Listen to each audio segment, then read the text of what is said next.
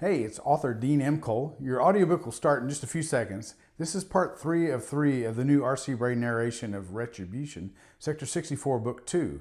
Links for parts 1 and 2 of this audiobook will be in the description. Anyway, that's it for me. Here comes R.C. Bray. Enjoy.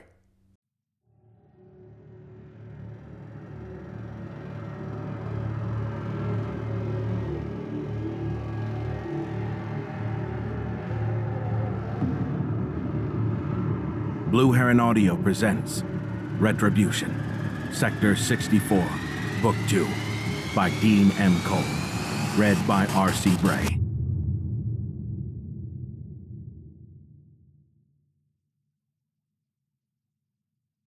Chapter 29. Sandy stared at the surreal Mexican standoff painted across her fighter's immersive display. Almost 2 minutes had ticked by, an eternity when hanging on the precipice of battle. However, no one had fired yet. She toggled her radio. 6, this is 7. What do you... Suddenly, the entire universe slid sideways, every visible point of reference jumping fractionally right. A brilliant beam of light, visible as a white line outside the auto-darkened spherical display, burned through the space that a millisecond earlier had been occupied by her fighter.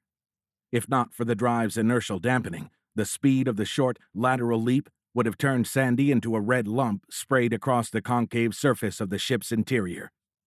In the brief moment that it took for Sandy to register the event, hundreds of additional white threads leaped from the enemy formation. Like spokes of a wheel, they radiated out from the dreadnoughts, trying to impale the encircling ring of GDF ships on their burning spears.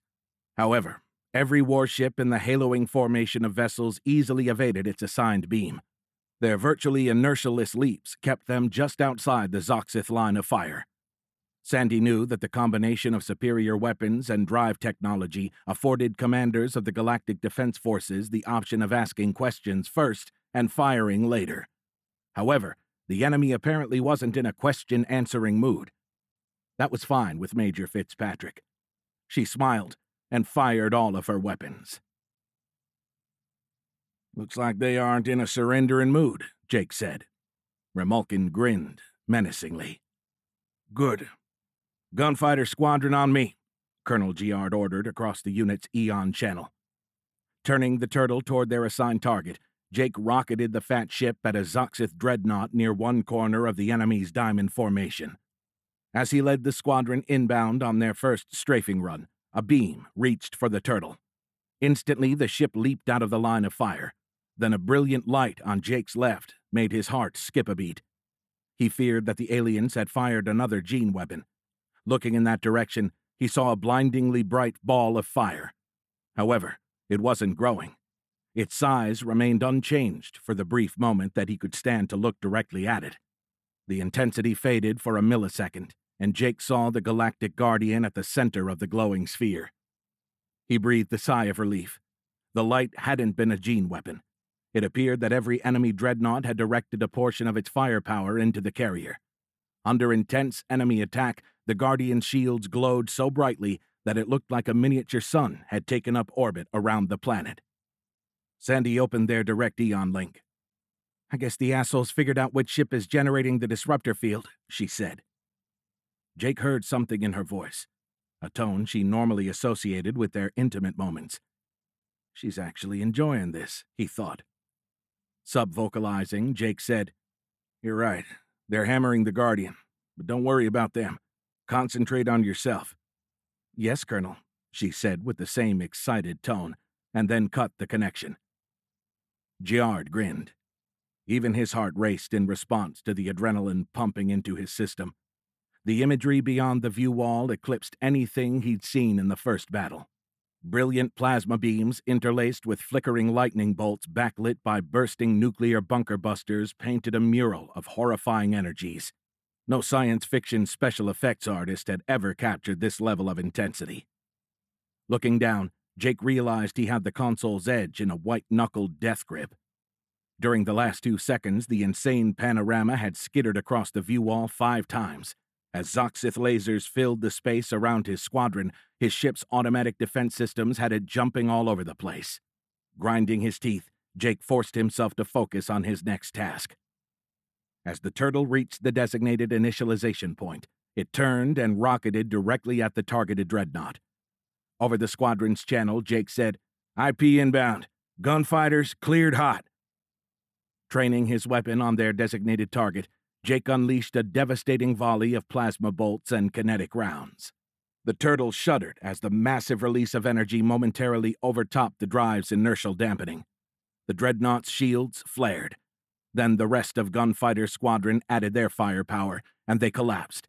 A fresh wave of spreading lightning bolts signaled the shield's death. On cue, his squadron shot out of the ingress path, departing the plane of the attack on a perpendicular vector. Then Richard's Phoenix squadron rolled in on the dreadnought. While it continued to fire on the Galactic Guardian, the targeted Zoxith ship shifted the weapons it had dedicated to self-defense to the new attackers. Suddenly, one of Richard's fighters erupted in a brilliant detonation.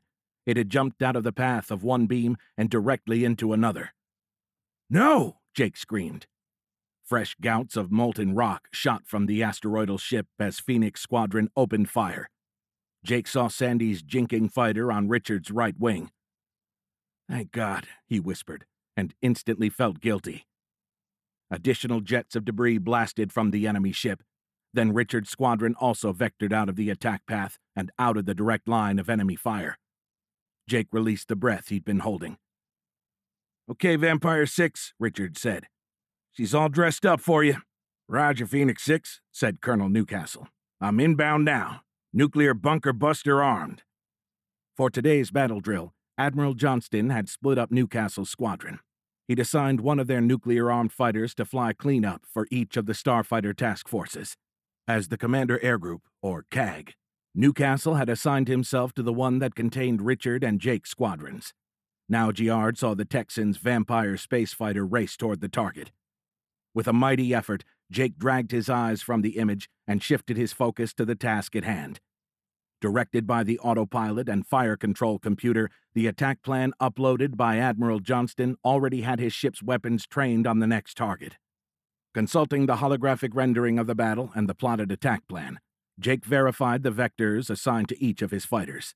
Nodding, he glared at the second Zoxith ship and said, "You're next, asshole."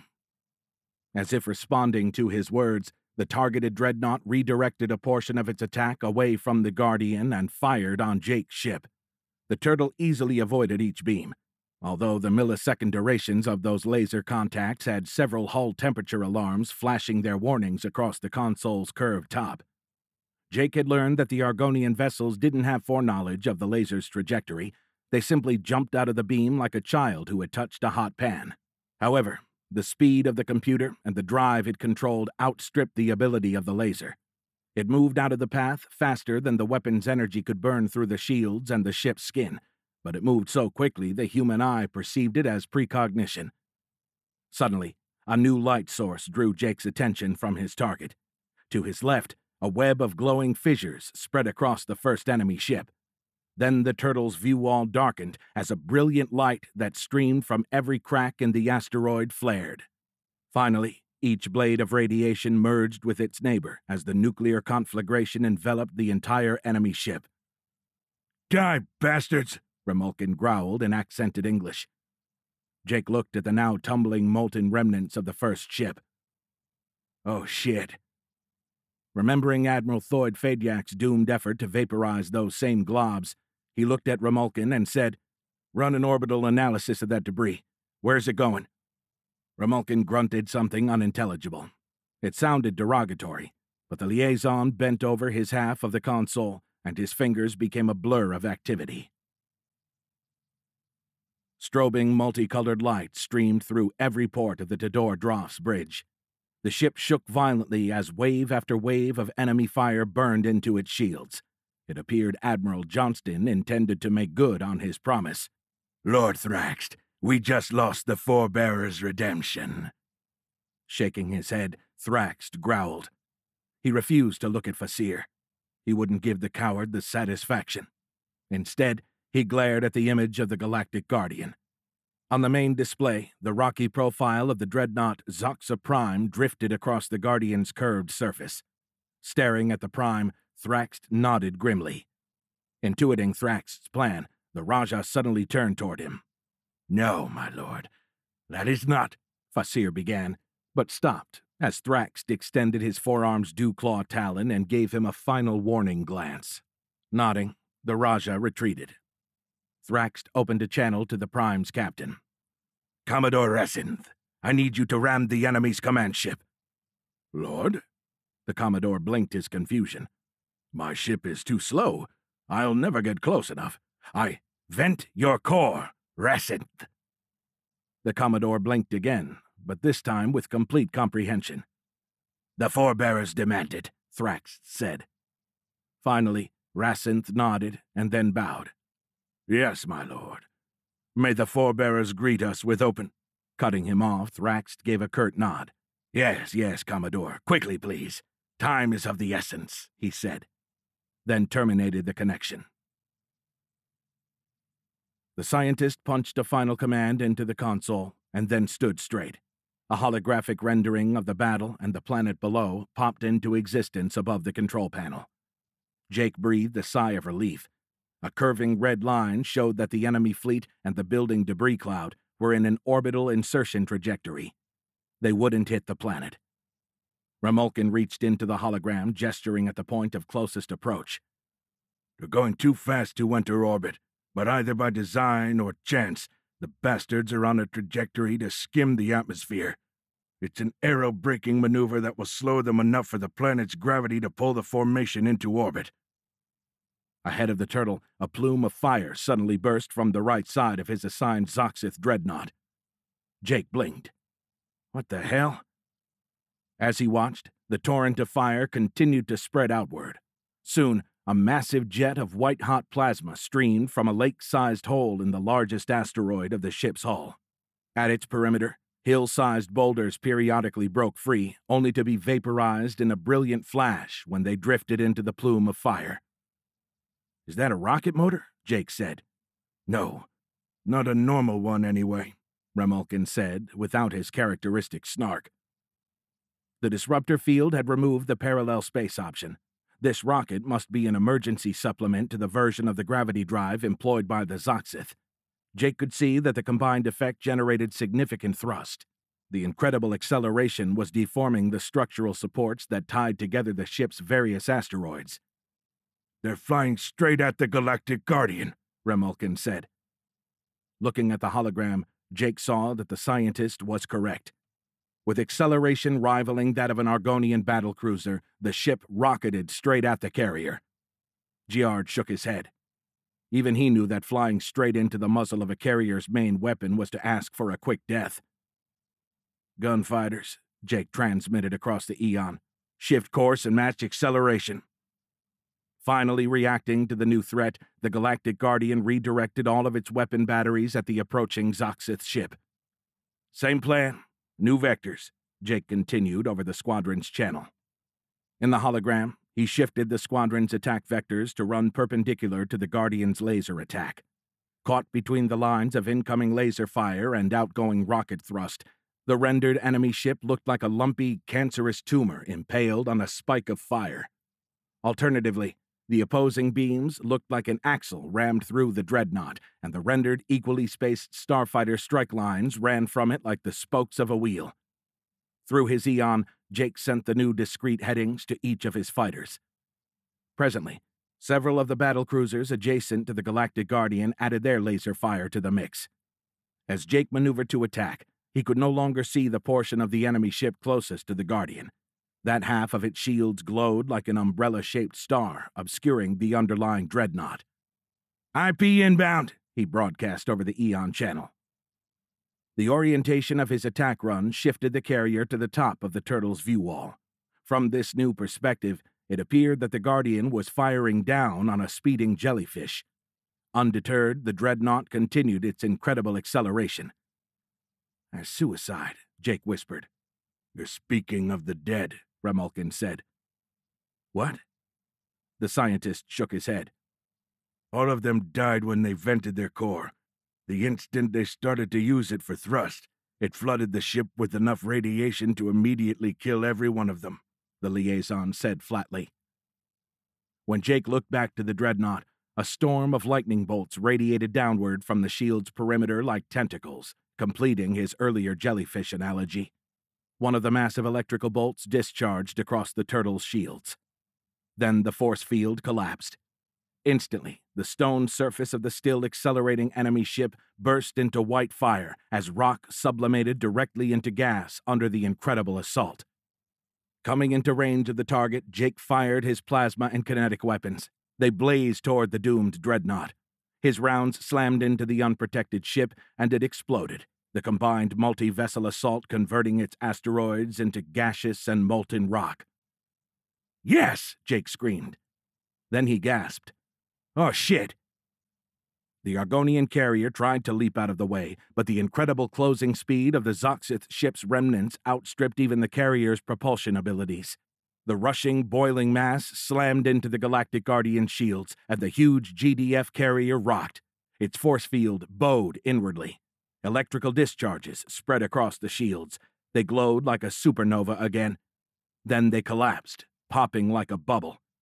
However, the force field had done its job.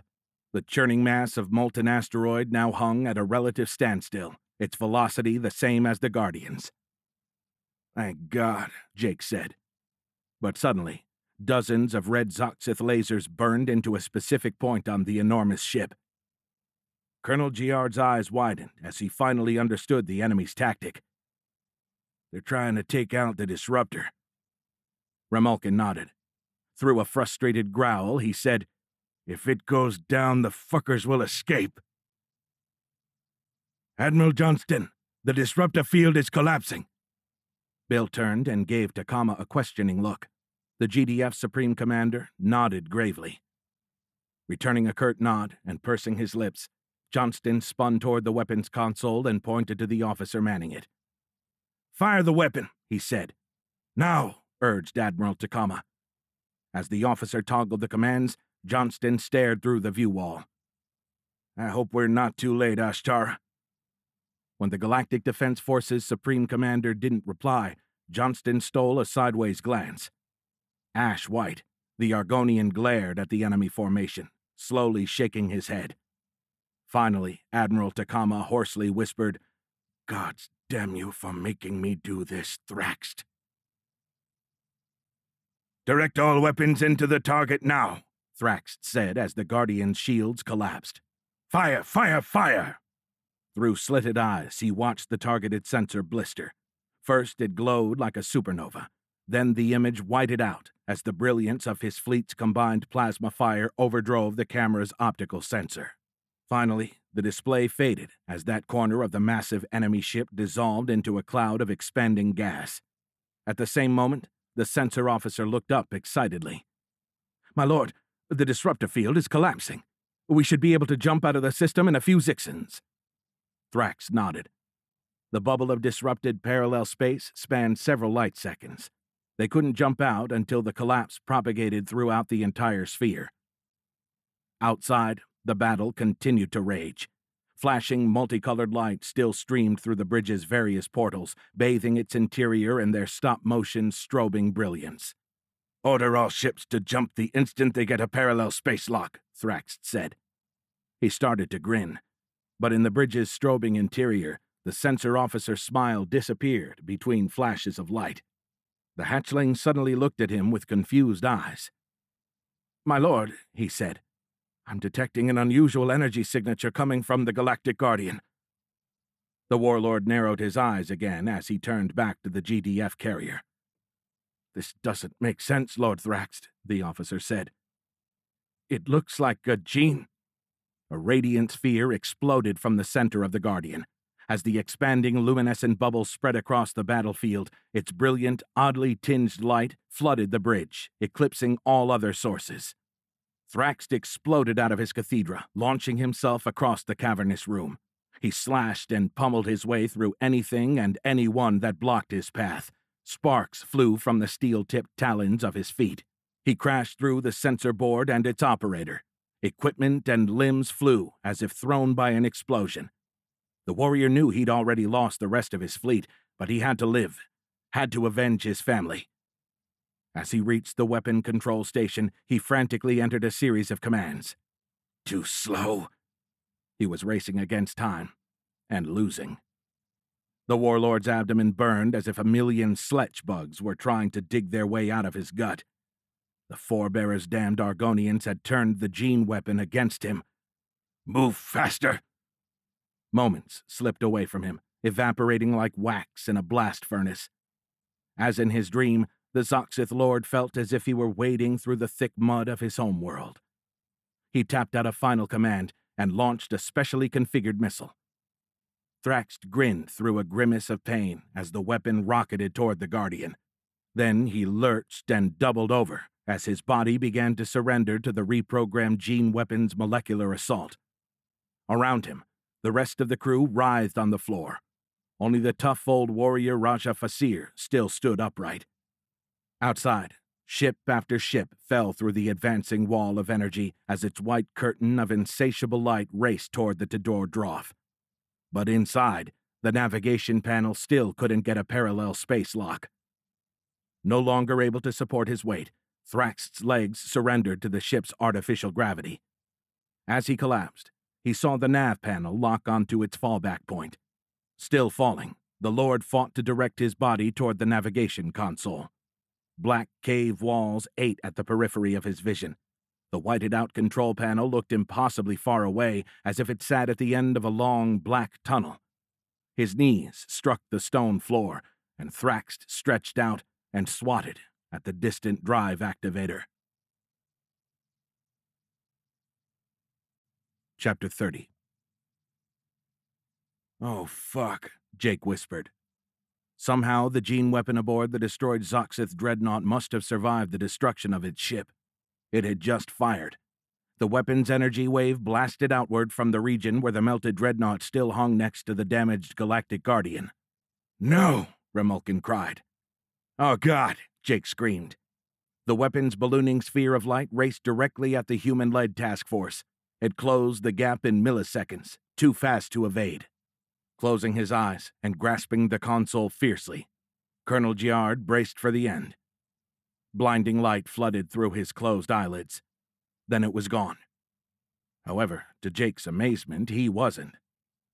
Opening his eyes, Giard tried to blink away the blue spots that hovered in his vision, but as the external universe resolved, one of them refused to fade. What the hell? Remulkin said in accented English. Incredibly, all of the Allied ships still appeared to be crewed. They continued to move in a controlled manner. However, each of the dreadnoughts now tumbled in an all-too-familiar fashion. He wasn't sure what had happened to the enemy ships, but an educated guess told him that Takama had somehow turned the tables on the Zoxith, had wiped them out with their own weapon, although a quick count revealed that another of the dreadnoughts had either been destroyed or had escaped. Again, Jake tried to blink the last blue artifact from his vision, but it remained stubbornly present. That's a missile, Remulkin said. Jake blinked once more, and it resolved. The rocket had already crossed half of the enemy's dissolving formation. The blue fire of the rocket plume appeared to originate from the region of space previously occupied by the missing ship. Inexorably, the weapon continued to accelerate past the last drifting dreadnought, the one closest to the carrier. It's aimed at the Galactic Guardian, Jake said. He began to open a direct Eon channel to Johnston, but then several laser and plasma beams shot from the carrier and its complement of battlecruisers. However, the beams fell short of their target. They splashed against apparent shielding, soon cocooning the advancing missile in an opalescent egg of deflected light and plasma. Suddenly, a voice blasted across the Eon command channel. All ships, this is Admiral Johnston. Fall back to X-ray now. Do it now. That's an order. X-ray? That was the designation for their position behind the moon. Colonel Giard opened his unit's Eon channel. You heard him, gunfighters. Jump now. To his relief, he saw Richard and Sandy's starfighters exit the battlefield along with the rest of their ships. Jake's hand hovered over the activator. While watching his squadron and the rest of the units within his wing slip into parallel space in a series of ethereal flashes, he wondered why the Admiral would have them jump to the far side of the moon for one missile. If the weapon was such a threat, Why hadn't the Galactic Guardian jumped out as well? A quick scan of the holographic display showed him that none of the GDF forces were following the human task force. Every Argonian fighter had turned to engage the onrushing missile. As Jake watched the last of his starfighters disappear into parallel space, Sandy activated their Eon channel. He ignored it. Instead, the wing commander reluctantly followed the Admiral's order and punched his emergency egress button. "Admiral Takama!" shouted an officer. He pointed into the holographic display. "Antimatter missile inbound!" "Shoot the God's damned thing," Ashtara said. "I am, sir, but it's shielded, and ours are still offline." Takama turned to Johnston. "Get your forces out of here. Do it now or we'll lose all of them." He saw questions forming on the Admiral's lips. Ashtara held up a finger. "No time, Bill. I'll explain later." Johnson nodded and turned away. Takama opened a direct link to the captain of every GDF vessel. "All ships, emergency!" "Admiral!" shouted the helmsman. "The parallel drive isn't responding. It won't come online." As he spoke, the officer tried to activate it several times. Finally, he shook his head. "The Soxith attack must have taken it out." Takama pointed at him. "Use the gravity drive. Get me some breathing room." Then he reopened the command channel. "Ladies and gentlemen, I require your assistance." A moment later, the battle cruisers and fighters began a sublight speed retreat as they continued to pour fire into the enemy weapon. Issuing an emergency command directly from his Eon, Takama spun the Galactic Guardian's massive and mostly empty stern so that its bulk would shield the rest of the ship. 2 eternal seconds later, their incredible sublight acceleration had the fleet pulling away from the missile. Johnston stepped back to Takama's side and said, "The last of my ships just jumped." Blinding light suddenly flooded the bridge, and the floor smacked into Ashtara. Then his whitewashed universe snapped to black. As the turtle slid into parallel space, the outside starfield began to contract into a sphere off its bow. Then the shrinking ball of stars flared white. Reversing direction, the coruscating, blindingly bright sphere expanded and then engulfed the ship as if the turtle had plunged into a sea of burning phosphorus. With a jarring snap, the vessel fell back into regular space. Jake and Remulkin lurched from the floor of the ship. Thrown into zero-G, the 2 men ricocheted off one another violently. The collision sent each of them in a different direction. Tumbling, Jake flailed the air with windmilling arms and kicking legs. Then he narrowly avoided crashing headfirst into the right side of the view wall. At the last moment, Jake tucked chin to chest, and his upper back crashed into it. The impact knocked the wind out of him. Guppy breathing, he floated back across the cabin. Then the colonel heard a snap and a scream. He craned his neck and saw Remulkin flying away from the point where he'd slammed into the seam where the top left side of the display joined the ceiling. Below the man's left knee, his leg now jutted out at an odd angle. Somewhat belatedly, a web of emergency restraints shot from the walls. Matching the system described by Richard and Sandy, the webbing wrapped each man in a protective embrace. Dazed and still fighting to breathe, Jake looked around the cabin. A few feet to his right rear, and wailing in pain, Remulkin floated upside down. He hung between the left side of the view wall and the console. Like a spiderweb, the restraining system held him immobile. It had arrested the liaison's tumbling flight just before he would have slammed headfirst into the pedestal's curved glass top. Jake craned his neck, trying to look through the view wall behind him. In brief glances, he saw a slowly rotating starfield. The detonating weapon had left the turtle dead in the water, had knocked the ship's systems offline, and even degraded the emergency equipment. He listened for the hiss of escaping atmosphere, but Jake could barely hear his own heavy breathing above Remulkin's cries. "Lieutenant Remulkin, shut the hell up!" The Argonian stopped mid-wail, his head snapping back as if Jake had slapped him. Giard held his breath, listening intently. Aside from the pounding of his heart, the cabin was silent. The hull seemed to be intact. Remulkin began panting. Jake looked at him. The Argonian started to struggle against the webbing. He screamed each time the shock wave of his movements reached one of the fibers holding his wounded leg. The colonel activated his Eon. Electronic noise like snow on a television screen flooded his vision. What kind of weapon could do that? Had they been nuked? Every time Jake managed to turn his head enough to look outside, the webbing tightened and turned him away from the view wall. "Fuck," he said between the scientist's yowls. "Screw you, Jard," Remulkin said. "This hurts like hell." "No," Jake said. "It's not you." He nodded toward the view wall. "It's the other ships, the Guardian's fleet. They're probably in worse shape than we are, possibly a lot worse." Jake saw the Argonian bite back another scream. Then the scientist gave him a quick nod. When he did, the sweat puddling on the man's face broke free and floated away in undulating blobs.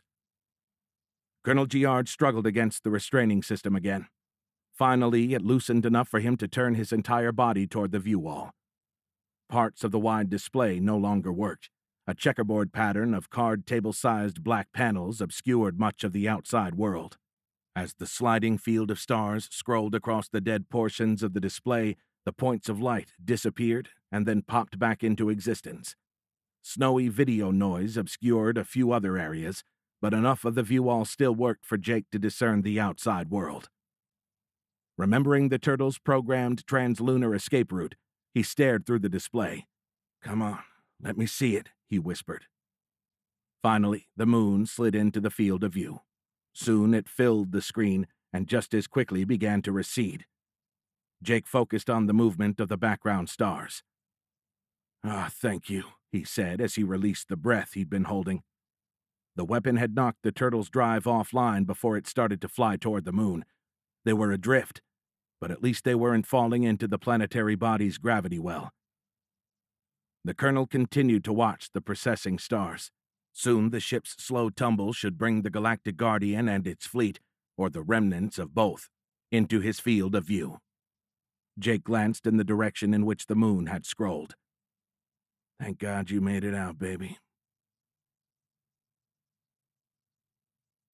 Chapter 31. "Status," Thrax said weakly. No reply.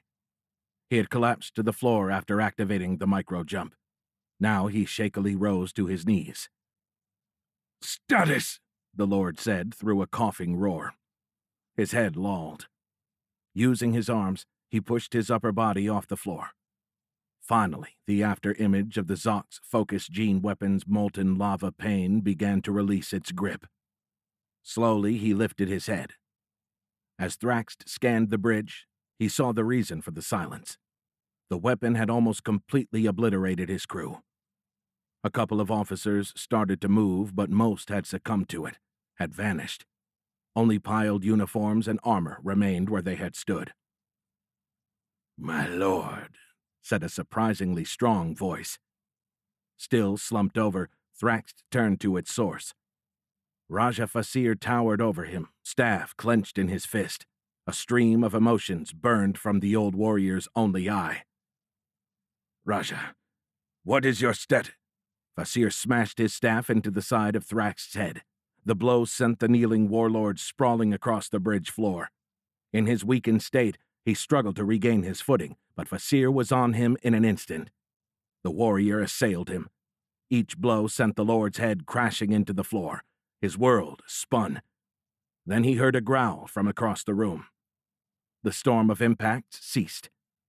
Thrax looked up in time to see his suddenly not-so-cowardly communications officer, fist raised high overhead, charging the Raja. Turning from Thrax, Fasir rushed the officer. The gap collapsed, and the Raja slammed bodily into the aspiring warrior. The smaller Zoxith bounced off of his chest like a balloon. Flying backward across the bridge, the young officer didn't stop until he slammed into his own counsel. With an audible crack, his spine snapped, and his body came to rest bent at an unnatural angle. Roaring, Raja Fasir raised his staff high overhead and spun it like a copter beetle. Taking a giant step, he lunged forward.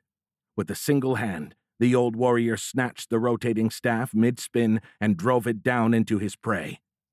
Contemptuously, he speared the junior officer's abdomen instead of his heart. The blunt tip of the ceremonial crozier of the forebearer passed through the hatchling's gut like a lance passing through putrefied fat.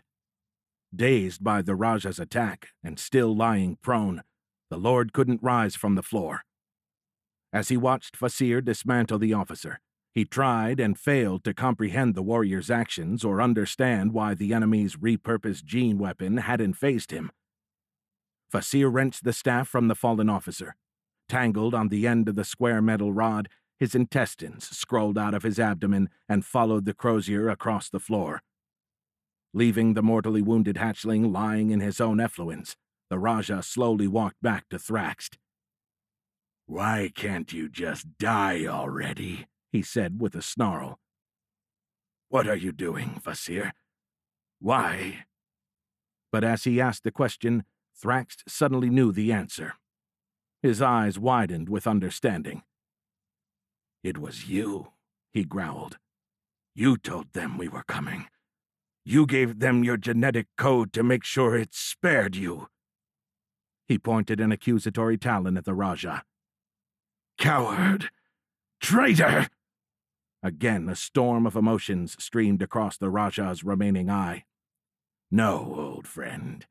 It was you who betrayed the Empire, you who led us into this unwinnable war, you who employed a weapon of genocide, and you who dishonored the forebearers." Fasir shook his head and swept an arm toward the distant battlefield. "And it was you who forced the High Council and me to sacrifice an entire fleet." Apparently registering Thrax's surprise, the Raja nodded.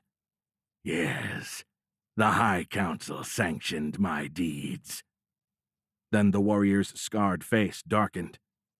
"Those and more, old friend." "Fasir," Thrax said, "how could you do this? How could you aid those who tossed a dreadnought into our planet, scarred Zoxa?" The Lord shook his head. "They took my family." "No, Thrax. You killed your family when you started down the path to genocide. When you wouldn't heed my advice, I took it to the High Council. I told them of your scheme to develop a gene weapon.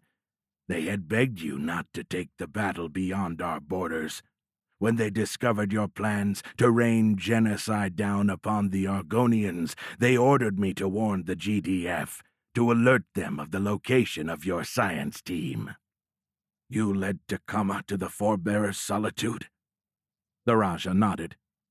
"That was before I became the 5th columnist. But yes, I did." "5th columnist," Thrax said. Then deeper understanding washed over him. "You killed my family." "No," Fasir said. His face darkened again. "You killed them, along with this entire fleet.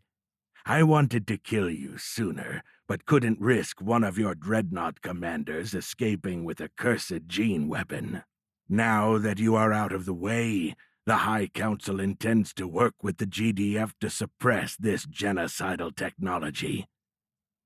"You are all fools," Thrax said in a roar.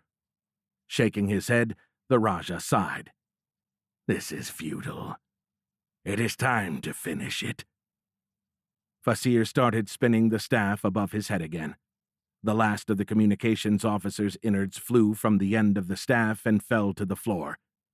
Glaring down on Lord Thrax, he said, "If they will have you, old friend, give the forebearers my regards." The Raja snatched the spinning crozier with both hands and drove it down. According the Lord his deserved respect, he aimed for Thrax's heart. The warlord tried to roll out of its path. However, weakened by the enemy's gene weapon, he was too slow to avoid the Raja's lightning-quick assault. He was going to die. Here. Now. At the hands of the traitor who'd cost him his family. Suddenly, something flew across the bridge. With a thud and a muffled snap, a fist-sized stone slammed into Raja Fasir's head. Having come from his blind side, the jagged rock knocked the polished black stone from the Raja's scarred eye socket. Thrown off by the impact, Fasir's thrusting blow ran wide. The staff gouged through Thrax's chest scales and flesh, but glanced off of the underlying bone plate, slamming into the floor with a spray of rocks. Fasir roared again as green blood spilled from the re-injured eye socket. Knocked loose by the impact, the polished rock and its long gold anchor bolt fell into Thrax's chest.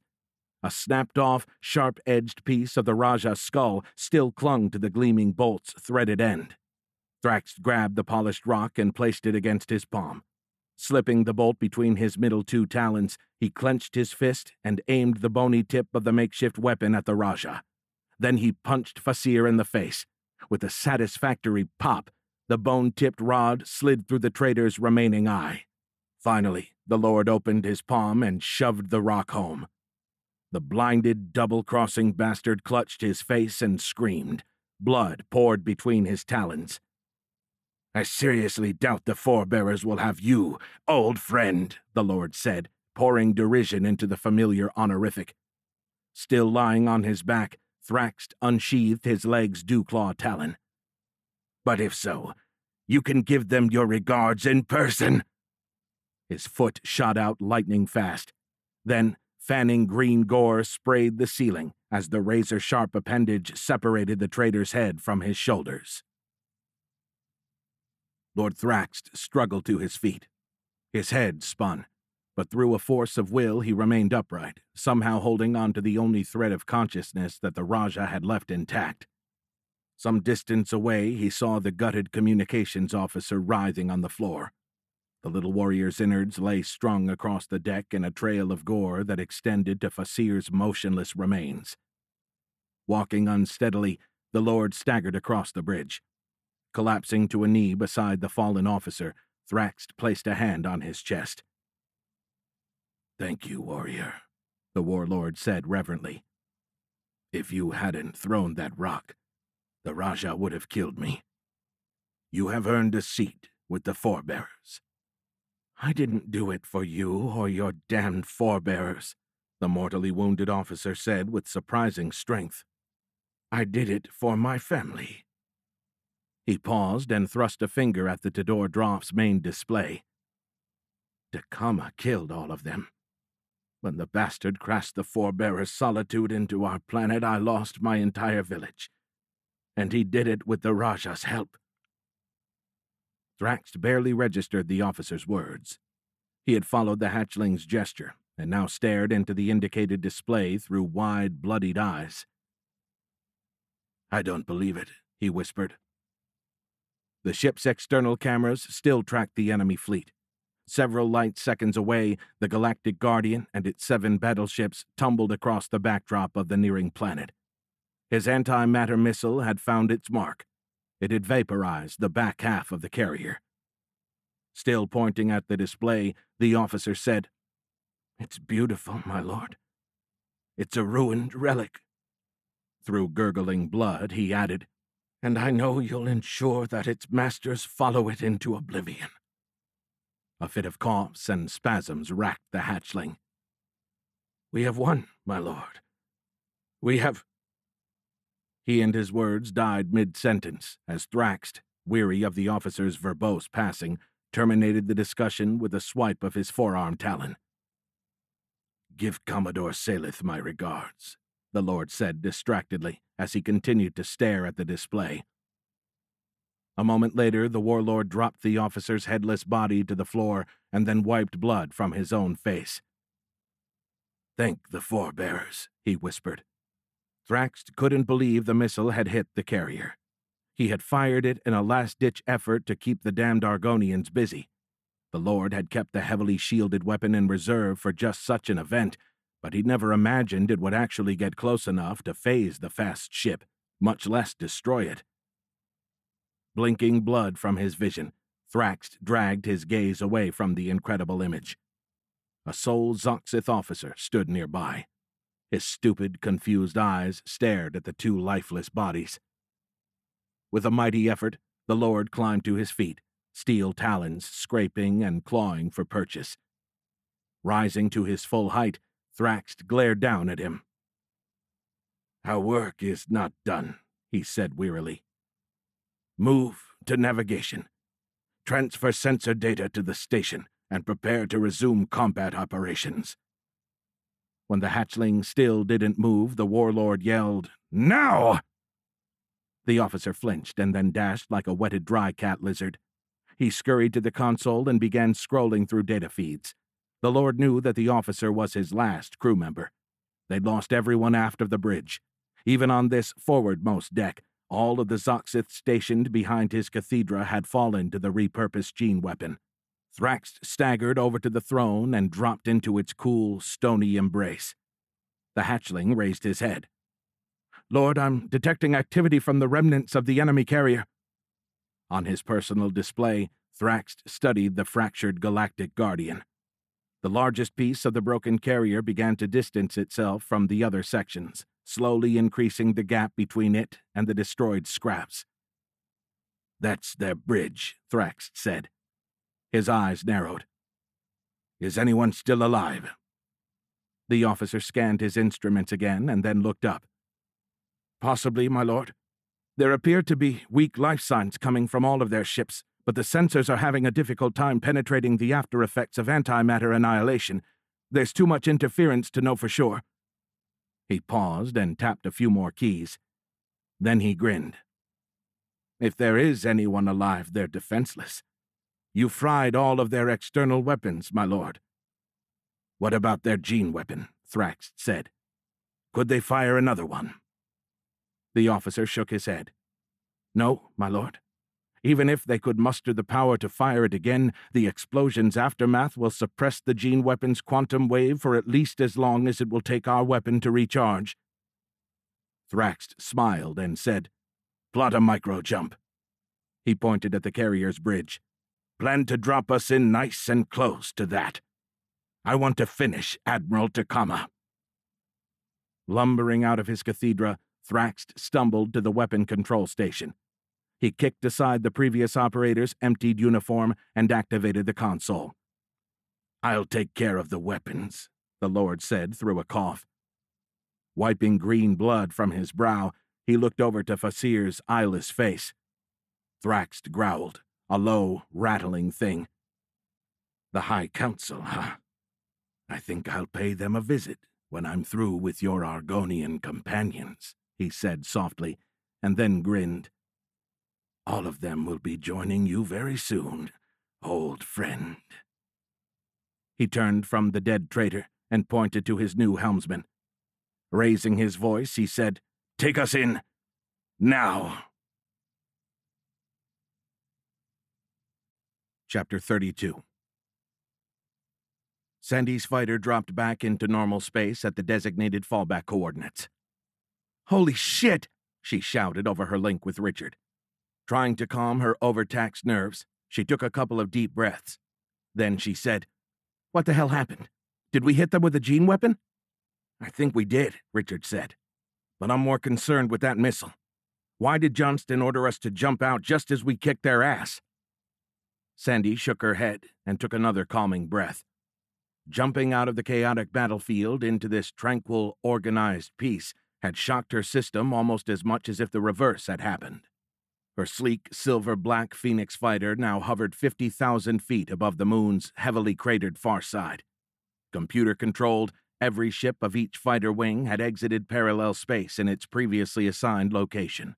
The entire air group had re-emerged into normal space already arranged in a perfect formation. "This is Commander Air Group. All units check in," Colonel Newcastle ordered. As Phoenix Squadron Executive Officer, Sandy visually scanned the unit's precisely arranged, organized lines, making a quick head count. Over the squadron-wide channel, she said, "All Phoenix starfighters present and accounted for, Colonel Allison." "Thank you, XO," Richard said. After he had conferred with the commanders of the wing's other squadrons, he linked to Newcastle's command channel. "CAG, this is Phoenix 6. First Fighter Wing is a go." As the accented voices of the multinational commanders of 2nd through 4th Fighter Wings also checked in, Sandy ran her starfighter's diagnostics. All systems still reported green, fully operational. After the Israeli commander of 5th Fighter Wing checked in, a silent, pregnant pause screamed across the network. 6th Fighter Wing, Colonel Newcastle said impatiently. "Check in, Colonel Giard." Sandy snapped her head to the left and looked wide-eyed at the wing's formation. Gunfighter Squadron's organized collection of starfighters sat at its farthest end, but even from here she could see an obvious void in its ordered rows. Jake hadn't returned. Sandy opened her direct link to him. It connected, but an instant later the link broke and its icon grayed out. "6th Fighter Wing," Colonel Newcastle said again. "What is your—" Suddenly, a brilliant light rose above the moon's distant horizon like a second sunrise. Space itself seemed to glow. "What the hell?" Newcastle said over the open Eon channel. Then the incredibly bright light widened out her spherical display. Sandy raised an arm to shield her eyes, but the billion nanobot visual matrix painted across the sleeve of her suit beamed as brightly as did the inside of the sphere. Then the light began to fade. Slowly, the external world resolved. "Jake!" Sandy shouted into their dead Eon link. As if someone had connected an untuned AM radio to the network, a faint rush of odd static started to stream through her Eon's auditory feed. It had never done that during any of their live fire exercises. Colonel Newcastle reactivated the command channel. "Gunfighter 6, this is the CAG. Report," he said, sounding as unnerved as Sandy felt. "CAG, this is Gunfighter 7. We are down one," said a distressed male voice. Sandy recognized it as belonging to Major Hill, Jake's wingman and second in command. "Gunfighter 6 hasn't checked in, sir." Wide-eyed and beginning to hyperventilate, Sandy screamed, "Jake!" It suddenly felt like there wasn't enough oxygen in her cockpit. Whipping her head left and right, she searched the entire formation for the turtle's unique shape, but still didn't see it. No, Sandy whimpered between hyperventilating breaths. She swallowed hard, struggling not to panic. With her heart beating in her ears, Sandy activated her virtual hologram. Currently, it only displayed the area between the moon and the formation. Aside from the collected fighters, no other ships occupied the region of space. "Shit," she whispered. "God, please, no." Major Fitzpatrick connected to the command channel. "CAG, this is 7, she said, not quite able to keep her mounting dread out of her voice. "The turtle isn't here, and I don't see anybody else on this side of the moon." As she spoke, she panned the display toward the battlefield, and a storm of disassociated, multicolored pixels slid into view. Sandy couldn't see any ships. Instead, a psychedelic three-dimensional version of white noise filled translunar space, obscuring the combat zone. "I can't see anything beyond that, CAG. There's too much interference," the executive officer said, her voice hitching and cracking as it occurred to her that the multicolored storm might be a holographic rendering of a pulverized fleet. "Roger, 7, Newcastle said in a detached tone. Sandy was about to shout at the CAG when Richard opened the link. "I'm sure Jake made it out," he said over their internal channel. She connected to it and said, "You can't know that." But as the words left her mouth, Sandy realized she had to believe it, had to own it. Otherwise, she would be useless to the unit, useless to the pilots depending on her to watch their backs, and useless to Jake. "Sandy, no, I'm sorry. You're right, Richard," Sandy said. "Sorry for snapping at you." The command network reopened. "We need to get back in there and find out what happened," Colonel Newcastle said. "I'm dissolving the task forces and returning all squadrons to their usual fighter wing assignments. 1st Fighter Wing, I want you to take up defensive positions on the far side of the battlefield." "Roger, CAG," Colonel Allison said. 6th Fighter Wing, I want you on the near side. 2nd through 5th, set up a perimeter around the entire battlefield. Watch for the Zoxith ship that jumped out. Scan your holograms if they'll work. Otherwise, do it the old-fashioned way. Use your eyes, folks." In turn, each of the wing commanders acknowledged Colonel Newcastle's order. Then he continued. "I'll take Vampire Squadron into the middle. We'll assess the damage and marshal any disabled friendly vessels. Keep in mind, as we get closer, our eons may experience the same interference, so be ready to switch to our tactical radios." After a brief pause, he added, "Use your gravity drives to maneuver. No parallel jumps unless we know what's out there. I don't want anybody popping back into real space in the middle of a drifting ship. Remember, folks, that Zoxith dreadnought is probably still around, and it has a functioning gene weapon. By my watch, we only have 35 minutes before it will be recharged and ready to fire again. Good hunting, and Godspeed, Newcastle said. Commander Air Group out. A few moments later, Richard activated the squadron's channel. I've given the other squadrons their orders and loaded our ingress route into each of your autopilots, he said. Acknowledge receipt and prepare for departure. Sandy accepted the new flight plan. Her lips started to ache again, so she pressed them together and closed her eyes. Robbed of their usual chew toy, her teeth took to self-destruction and began to grind against one another. After taking a deep breath, she tried to release the stress and worry in a long exhalation. Achieving a modicum of success, she opened her eyes and focused on the distant lunar horizon, her hand hovering over the gravity drive actuator. Richard reopened the unit's link. Phoenix Squadron, this is Phoenix 6. Launch in 3, 2, 1. Sandy slammed the activator forward. Their formation of fighters rocketed toward the moon's limb, aimed for the exact point where the light of the detonating missile had formed a false sunrise. Moments later, they zipped past its curved gray surface, and the battlefield slid into view. Even from 80,000 miles away, several chunks of debris glowed brightly enough to make it look as if a few small suns had taken up station between the two planetary bodies. As she rocketed toward the scene, the bright lights blossomed from pinpoints into dots and then into angular, jagged chunks that drifted in all directions. Every second of travel added more detail as the gravity drive's incredible speed rushed them toward the carnage. Sandy tried to activate her private link with Jake, but its icon remained grayed out. "Jake, are you out there?" she said to nobody. "Please talk to me, baby." Only mounting white noise answered. "Phoenix 6, this is 7. Are you picking up static across the Eon?" she said over the squadron channel. "Yes, I am," Richard said in a static-filled reply. Then Sandy flinched as his actual voice entered her ears. "How do you read this?" She toggled the radio transmit switch. "Loud and clear." "At least these are working," he said. "All fighters check in over the radio." While they each replied, Sandy tried to tweak her virtual hologram. However, the colored points of light continued their disorganized dance, offering no discernible image. Outside, something rocketed past her fighter. A moment later, her ship jumped, just missing a large, glowing chunk of rock. Then another luminous boulder blazed across her spherical display, narrowly missing the starfighter. Her heart went into overdrive as she scanned the region directly in front of the formation. They must be flying through the shattered remnants of the Zoxith fleet.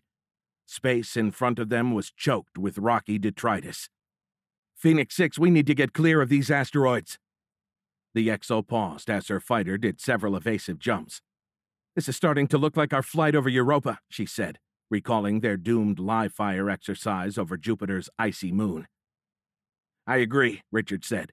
"Phoenix Squadron, turn to Vector 238 by 336 in 3, 2, 1. On his mark, Sandy turned her starfighter to the new three-dimensional heading. Moving as one, she and the squadron made an instantaneous 90-degree course change. The new route ran perpendicular to the original flight path, so several evasive jumps later, the swarm of glowing asteroid lumps thinned. The time between the ship's evasive skips doubled, trebled, and finally stopped altogether. As they rose above the plane of the dusty debris field and re-emerged into relatively clear space, 3 new light sources slid into view. The XO squinted, trying to resolve the shapes. "What the hell are—" she said in a whisper. But then her eyes widened. "Oh my God." She activated the squadron net. "The Guardian broke up." The carrier had fractured into at least 3 pieces. She wouldn't have recognized the ship if not for the size of the twisted and charred sections. "Where are the hangar bays?" she asked, scanning the wreckage. "Looks like they were vaporized," Richard said in a mystified voice. Sandy saw that he was right. One end of the largest chunk of carrier glowed brightly. Along a sharply defined line, everything simply ended, as if cleaved by a giant white-hot knife. 7, Richard said, calling her on their internal channel. To the left of the Guardian. Is that what I think it is? Sandy looked in the indicated direction. Oh my God. Farther from the blast's epicenter, an organized swarm of scintillating points of burning embers tumbled through space. It is, Sandy said. Her voice cracked again. She scanned the debris field visually. Please, God, don't let Jake be in there, she whispered. CAG, this is Phoenix 6, Colonel Allison said over the air group frequency. It looks like we lost most of the Argonian fighters. After a pause, Newcastle replied in a weary, strained voice. Report received, Phoenix 6. Carry on to the far side of the combat zone. We still need to find that Zoxith ship. Wilco 6, Richard said. Phoenix Squadron continued its trek through the battlefield. Its path would take them close to the remnants of the Galactic Guardian. Sandy looked over her left shoulder, scanning space beyond the burning formation of Phoenix fighters. She longed to guide her ship in that direction, wanted to search the area for Jake. Then she traded one nightmarish image for another, as the largest piece of the carrier slid across her field of view, blotting out much of the battlefield. Across the width of the ship remnant, every chamber lay exposed to hard vacuum. Between melted and charred bulkheads, Sandy could still see the interior's Gothic pointed arches and ornate trim. However, instead of framing the entrances of grand halls and expansive terrariums, those tall arches now led only to empty space. She flew past the still glowing remnant of the Guardian's bridge. Sandy flinched as a new static-filled transmission blared from her radio speaker. Phoenix 6, this galactic Ian Bridge on guard frequency. Are you reading this? All stop, Richard shouted across the squadron's frequency. Switching to guard, the universal emergency frequency, Richard said, Guardian Bridge, this is Phoenix 6. Have you weak but readable. Good to hear your voice, Colonel Allison, Admiral Johnston said, surging static, clipping his words. The squadron drifted closer to the hulk. Sandy checked her instruments and discovered that the carrier remnant was the one moving. Outside, she saw the space between the Guardian's bridge and the other sections grow. Good to hear your voice too, sir, Richard said. It looks like you have some drive capability. What is the status of your personnel? We have just enough gravity drive to move, but not enough to matter, Johnston said. We have a lot of injured people in need of evac. Roger, Guardian 6, Colonel Allison said. I'll relay your status to the CAG. We'll get help to you ASAP. Do you have... Suddenly, a brilliant ray shot through the formation. Passing between the starfighters of Phoenix Squadron, the red beam cut a deep furrow across the Guardian's skin. A torrent of atmosphere and small cruciform shapes burst from the breach. Belatedly, Sandy recognized the writhing figures as bodies. She spun her fighter toward the source of the attack and came face to face with the no longer missing Zoxith dreadnought. Of their own volition, her fingers spasmed, launching a volley of kinetic slugs and plasma beams at the enemy ship.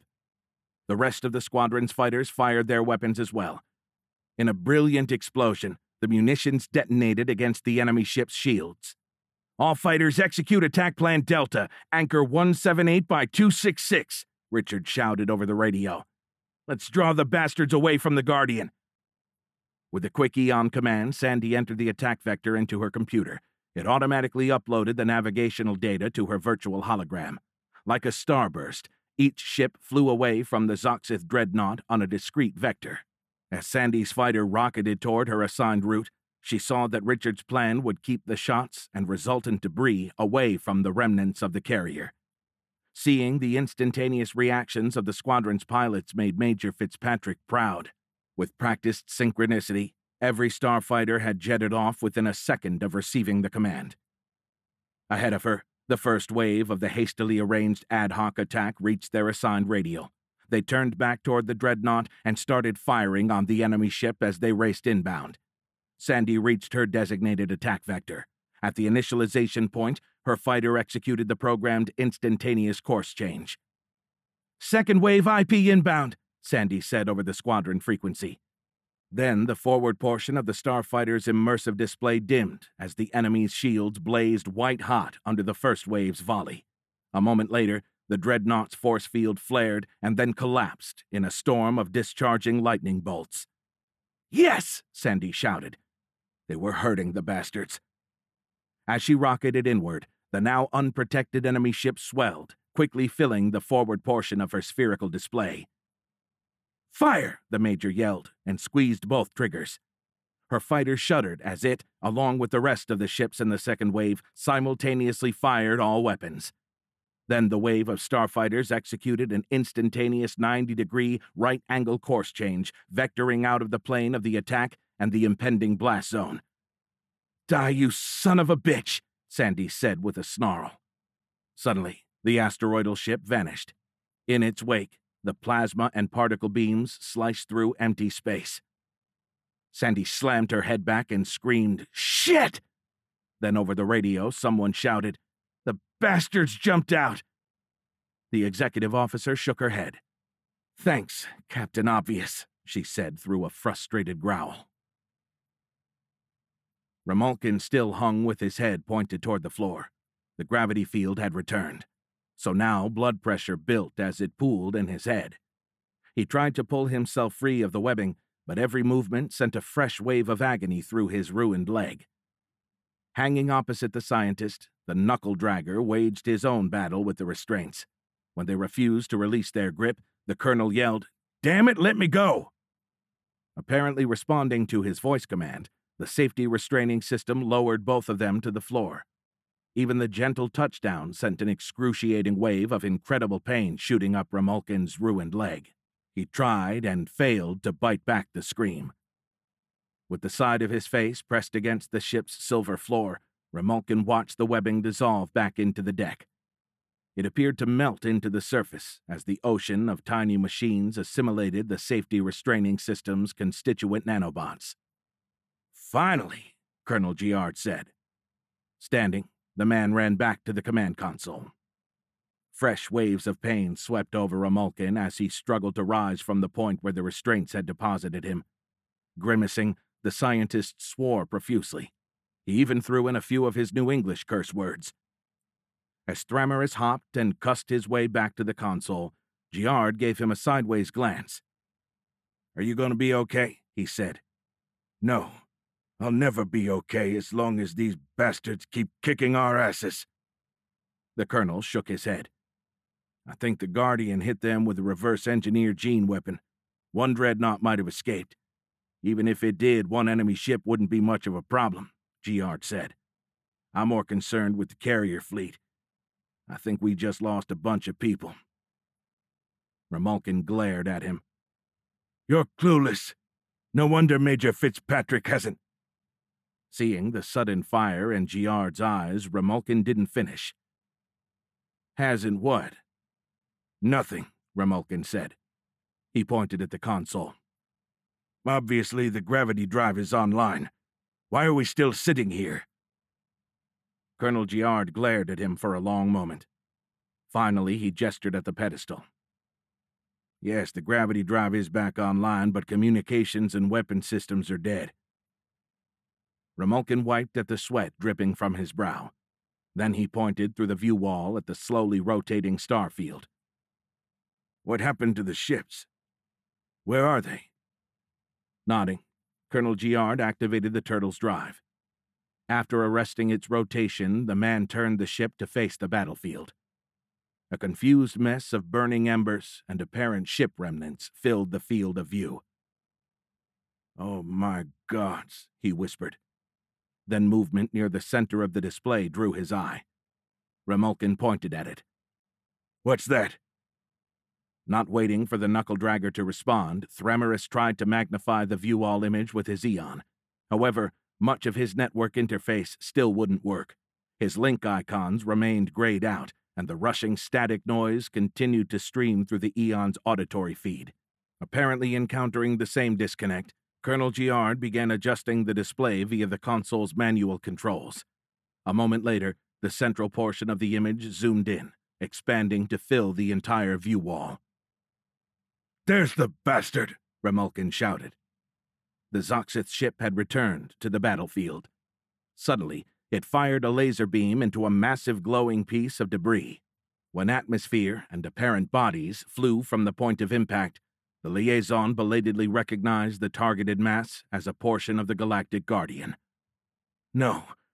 You son of a bitch!" Colonel Giard screamed. Then a squadron's worth of plasma beams burned into the dreadnought.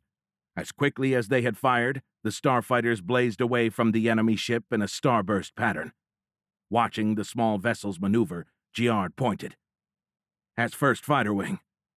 Remulkin nodded. A moment later, its first wave of starfighters turned back inbound and began to fire on the dreadnought. Their salvo slammed into the asteroidal ship, and its shields collapsed. The colonel pumped his fist in the air. "Get him, Sandy!" "What are you waiting for?" Remulkin shouted. "Let's get in there!" Giard shook his head and slapped the top of the console. "I'd love nothing better, but our fucking weapons are down. We'll just get in the way." "We don't need weapons. Hell, we can ram the son of a bitch!" Colonel Giard looked at Remulkin as if the scientist had lost his mind. Maybe he had. But these bastards had killed his family, and now they were about to get away. The idiot pointed through the view wall again and said, "The Phoenix starfighters are about to kill it." Remulkin shook his head. "No, they're not." The second wave of fighters fired on the asteroidal ship. Then it winked out of existence. Giard stared stupidly. Remulkin glared at him. Then he said, "They can still hide in parallel space." "Oh shit," Giard said. His eyes widened. He looked at his watch. "They'll be able to fire the gene weapon in 15 minutes. Remulkin nodded. "I think we will get another chance. The bastard has tasted blood. I don't think he's going anywhere soon, but when he returns, we need to hit him with everything we have." "I know," Giard said. Then he pounded the control panel in frustration. "But the weapons system still won't respond. At this point, I'd gladly fly the damn thing right into the dreadnought, but the turtle is too small. We'd be nothing more than a bug stain on their windshield." He paused and again tried to reactivate the fire control panel. A moment later, he shook his head. "We need firepower!" The colonel's words triggered an epiphany. Grinning, Thramarus hunched over his end of the console and started punching in commands. Next to him, Colonel Giard bent over, trying to see Remulkin's hands. "What are you doing?" After hitting the last key, the liaison gently lowered himself toward a seated position. The floor matrix raised to support him and his injured leg. Tenderly rubbing his busted knee, the scientist let out a long sigh. "You want firepower?" He gestured toward the console. "Activate that autopilot flight plan, and you'll have all you need." Still bent over the console, Giard studied the plan for a moment. Slowly, a grin spread across the colonel's face. Chapter 33. "Damn it," Jake said. "Open it with your Eon," Remulkin said impatiently. "Don't you think I tried that already? Try it with yours." I don't have that range." Remulkin looked away. "Mine can only transmit a short distance." Jake saw something new in the man's face. Was that sadness? "What? Why not?" Giard asked. "I thought all you Argonians had the same Eon. If it's limited to short range, how do you stay connected with your network backup?" "I don't have one." The scientist looked away again, but this time Jake saw profound sorrow in the man's eyes. Then his jawline hardened. He turned back to Jake. "I don't want to talk about it." He gestured at the ocean of silver-black hull that filled the display's entire field of view. "How about we focus on finding a way into that ship?" Jake stared at the man for a silent moment. Finally, he looked through the view wall and shook his head. "I can't. Admiral Takama has it locked down, and he's probably dead. Hell, even if that missile didn't kill him, there's too much electrical interference. I can't reach anyone over there." He stopped and looked back to Romulcan. "You served in the Galactic Defense Forces as a younger man, didn't you?" Romulcan nodded. "Yes, but that was a long time ago." "Why?" Suddenly, the turtle slid sideways. At the same time, the shields of the empty Helm Warden flared again. Apparently, some of the debris from the battle had tumbled into lunar orbit. Since they had approached the parked empty carrier, the lure that Takama had so effectively used to bait the Zoxith into simultaneously firing all their gene weapons, the turtle had made several lateral safety jumps. While the smaller ship relied on its maneuverability, the significantly larger Helm Warden simply let its force field deal with the incoming debris. Like camera flashes firing at varying intensities, it now strobed almost continuously. "Why?" Romulcan asked again. Jake pointed through the view wall. "We're not going to get through those blast doors." Unlike the last time he had needed to get aboard a GDF carrier, the hangar bays weren't open on this ship. Takama had sealed them. The back of the massive carrier had the same smooth, silver-black skin as the rest of the vessel. Romulcan said they were blast shields that could open or close just like all the other openings they'd encountered to date. But these weren't responding to their attempts to gain access. "Is there another way in?" Jake said. "A hatch? Anything?" Romulcan was shaking his head, but then stopped. "Yeah. Just behind the bridge there is an exterior access hatch that leads to a communications array. If you could get in there." The scientist shook his head again. "But we can't even get past the shields." The man was right. So far, the force field had stopped them from getting closer than a few hundred feet. Every time GR tried to maneuver the turtle closer, the ship just bounced off the invisible quantum membrane. Jake checked his watch. "We're running out of time. There's less than 10 minutes left before they can fire that damned weapon again." Jake jammed his hand into the turtle's flight controller. With the other, he pointed toward the top of the massive ship.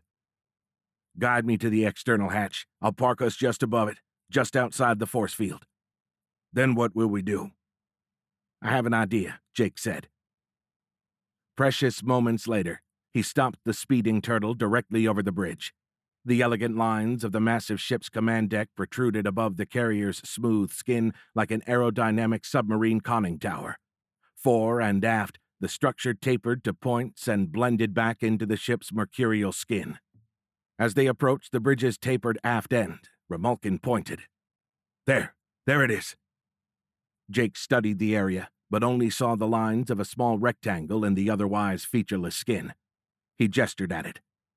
"That's way too little to be a hatch." Thramarus shook his head. "No. How many actual doors have you seen on one of our ships? It's a touchpad. Just place your palm against it, and the nanobots in your suit's glove will unlock the hatch." Still more than a couple of 100 feet above the carrier, the turtle hit the shields and bounced back. Arresting the backward drift, Jake brought it to a stationary hover. Luckily, they were already in their Argonian spacesuits. Jake finished parking the ship across from the hidden hatch and then walked toward the turtle's airlock. "I still don't understand how we're going to get through the force field," Romulcan said plaintively. Jake ignored him and stepped into the airlock. The Argonian followed. Responding to the impending vacuum, nanobots flowed out of the thick collars of each man's spacesuit. By the time the outer hull dissolved, exposing the lock to the void, a clear helmet topped each of their suits. As Jake turned to look at Romulcan, a directional light that tracked his head and eye movements shined in the scientist's face. The Argonian squinted. "Would you mind not shining that in my eyes?"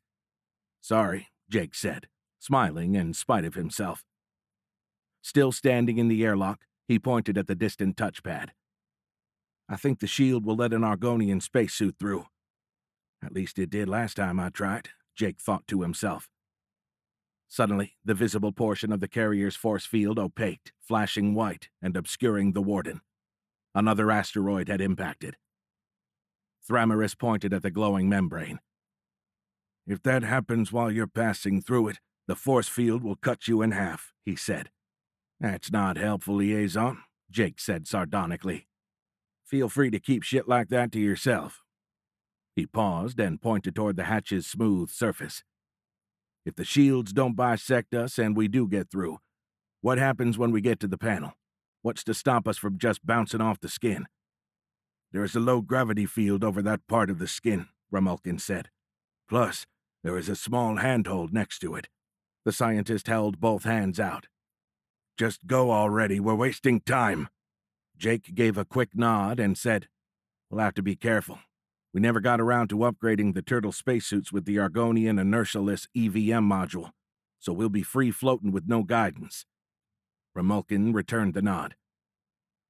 Giard planted his feet like a man about to dive into a pool. He took a deep breath and then lunged toward the hatch. Just as Jake cleared the airlock and approached the nearby shields, a bolide slammed into the Helm Warden's force field only a few hundred feet to his right. It detonated in a surreally silent flash. The shields flared white, and Jake crashed into them. The bone-jarring impact sent him drifting away from both ships. "Oh, shit!" Giard screamed. "God damn it," Remulkin said. "You bounced off the shields!" Jake swung his arms futilely, but in the vacuum, he just continued his slow drift. "Fuck, fuck, fuck!" Hearing a grunt, Jake stopped his rant. Looking right, he saw Remulkin had kicked off from the turtle. He was flying straight toward Giard. "What are you doing?" "I'm saving your ass," Remulkin said. The scientist slowly caught up with Jake. They grabbed each other. Now both of them drifted away from the ships at an angle that was taking them higher, farther away from both vessels. Giard suddenly realized they'd soon pass beyond the carrier's gravity bubble. Then, without the Argonian extravehicular mobility module, it would be a long drop straight down into the moon's gravity well. With no atmosphere to slow their descent, the colonel and the scientist would slam into the surface. Their bodies would disintegrate. There'd be nothing left but a new crater. Holding each other, they floated face to face. Pale and sweating profusely, the chubby ginger looked straight into Jake's eyes. "Make this count, Colonel." Suddenly, the man shoved him, grunting with the effort. Using both arms and his one good leg, he had pushed Giard toward the Helm Warden. The colonel flew backward. In his peripheral vision, he saw the shield's strobe. Now only a couple of feet beneath his back, the glowing quantum membrane obscured the carrier. Jake gasped, but then it darkened, and he passed through unscathed. Now, above him, the force field flared again, temporarily obscuring the quickly shrinking Argonian. "Remulkin! Why? We could have found—" "I lost them," the scientist whispered. "What? Who?" "I lost my family," Thramarys said more forcefully. "Lost them permanently. All because I was a hard-headed idiot." Giard shook his head. "I don't Shut up and listen to me. I lost my wife and kids and I can never get them back. But you, Colonel, you have a family." "What?" "Sandy is pregnant, Jake. Go save her. Save your family." In shocked silence, Giard stared up at the drifting scientist. Suddenly, Remulkin dropped like a man falling off a cliff. With incredible speed, his figure accelerated toward the lunar surface. In moments, he dwindled and then disappeared. Breathing hard, the scientist's voice came over the radio, weak and fading. "Now go kill the bastards, Colonel Giard." Then he was gone. "I will," Jake whispered. Chapter 34. "Lord Thraxt, our shields are down," reported the sensor officer. "We may not survive another assault." From the safety of their fallback position, the Lord stared into the weapons console's display, studying the disturbed nest of enemy fighters that swarmed about his target. He smiled. His pointed black tongue nervously danced across his silver fangs. Dragging his gaze from the angry horde, he eyed the nearing planet. Thraxt wanted to take the Tidor Droff down there and vaporize every Forebearer's damned one of them, but without shields, he'd be exposed to enemy fire, and that deep in the planet's gravity well, he'd lose the ability to parallel jump. The Tidor Droff would be stuck, virtually defenseless. No. He had to end this here, had to finish Takama now. After that, he'd take care of any stragglers. Then he could concentrate on the local Argonian infestation. "I'm not going to allow Takama to escape me," Thrax said in a roar. He turned to the helmsman. "Take us in for 3 Zixens, then jump back out. I'll press the attack. I want to keep them pinned down until the gene weapon recharges." He consulted the weapon's charge status. "1 more attack should buy the time we need." The officer nodded. "Yes, my lord." The hatchling grasped the drive controller. "Parallel jump in 5 Zixens. 3, 2, 1. Breathless, Jake stepped onto the Helm Warden's bridge. Fortunately, it had the same layout and design as the Galactic Guardian. Lowering his head, he sprinted to the marked lift point. As he slid to a stop in the pulsing ring of light, the lift grabbed his legs and hoisted him to the bridge's command deck. At the top, Jake didn't wait to be deposited. He jumped onto the faintly glowing 20-foot-high translucent floor and jogged toward its center. Using his Eon interface, he activated the room's spanning holographic display. Millions of multicolored pixels appeared to pour out of the bridge's antiqued bronze walls. A moment later, the swirling light storm coalesced into a model of the Earth-Moon system that slowly rotated over Jake's head. However, a vast region between the 2 planetary bodies refused to resolve. There, the swarming pixels fell into disorganized chaos, like 3-dimensional electronic noise. Jake stared into the confused mess. "Damn it, Sandy, why didn't you tell me?" The thought brought back the memory of Remulkin's death, the image of the man's plummeting body dwindling to an indiscernible point as it raced moonward, ushered a fresh wave of guilt. The son of a bitch had given his life, and all Jake could think of was Sandy and their unborn child. He shook his head. If he didn't move fast, Remulkin's sacrifice would have been for naught. "Pull it together, Giard." In his Eon's virtual vision, Jake brought up the Helm Warden's communications console. What the hell? He couldn't activate any of the links. All of the communication icons were grayed out. Floating in his Eon's visual feed, the symbols didn't even respond to the tapping of his virtual hand. Jake's real hand twitched as the simulated index finger poked the icons again and again. Nothing. Screw it. Giard connected to the ship's sublight drive. Grayed out. Son of a bitch! But then he saw one icon rendered in brilliant gold. Jake smiled. What's this? The parallel lines of the twin-shafted 3-dimensional arrow that represented the parallel space drive slowly rotated in his virtual vision. It was available.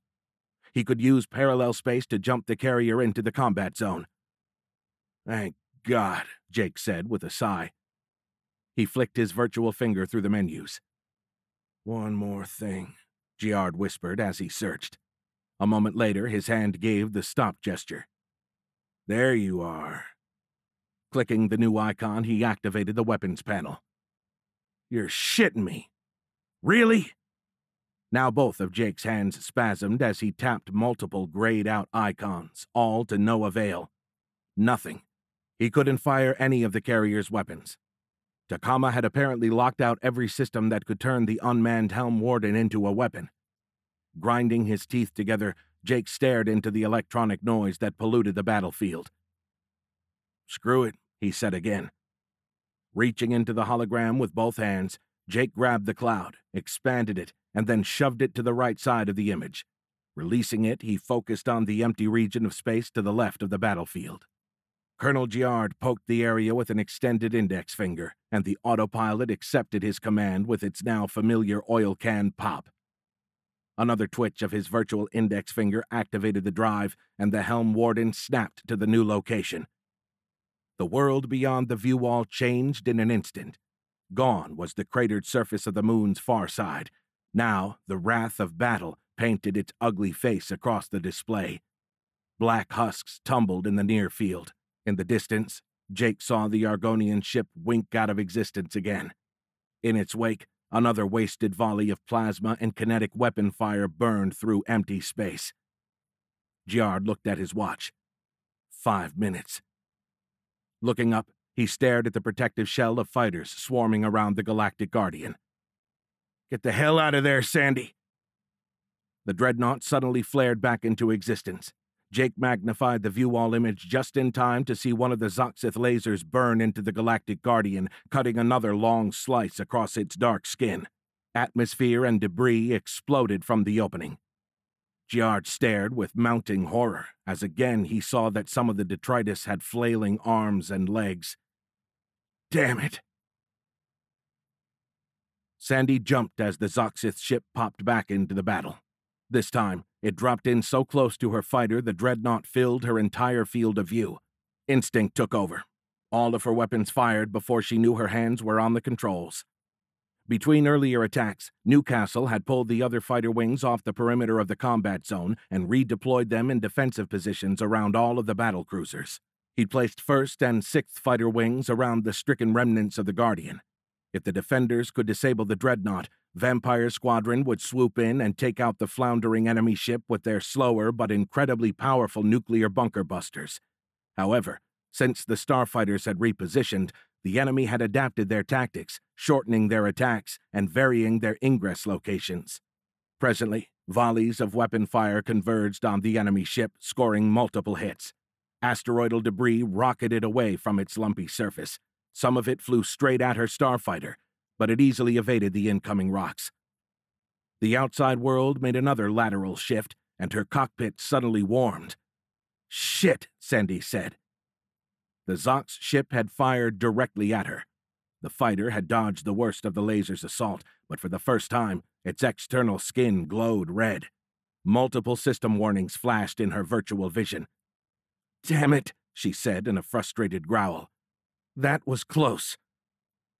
Sandy canceled the alarms and scanned the systems. Nothing too bad. All of the critical ones still functioned. The plasma weapons containment field had shifted to amber, but the rest of the armaments showed green. Another brilliant river of light burst from the alien ship, slicing across the width of her immersive display. Barely missing her fighter, it tore another large hole in the unshielded Galactic Guardian. Grinding her teeth, Sandy growled and fired another volley at the enormous ship's nearest asteroid, but the son of a bitch winked out of existence again. Sandy's growl morphed into a scream. "Damn it!" Colonel Newcastle's voice burst from the silent command net. "Report! Gunfighter Squadron is down another man," said a nervous-sounding female. "We lost Major Hill, sir." The news hit Sandy like a slap. She felt her face reddening as her anger boiled over. She knew Hill. He was a good man. But hearing the woman say they were down another man felt like they had already given up on Jake, written him off as dead. Jake was fine. She would have known if he wasn't. Sandy began to toggle her radio so that she could tell the bitch as much. But then Richard opened their personal Eon connection. The interference had eased enough to permit limited, short-range use of the network. She still hadn't been able to link to Jake, but then again, neither had she with those in the Guardian. "Let it go, Fitzpatrick," Richard said. "You and I both know he's out there, that he's okay." Before Sandy could answer, he added, "And we will find him as soon as this battle is over." Colonel Newcastle's weary voice returned. "Okay, gunfighter. Is this Major Withers?" Yes, sir," the female said stutteringly. "Thank you, Major. You're my new wing commander. Hang in there a little bit longer and we'll get you through this." Yes, sir," the woman barked, trying to put up a brave front.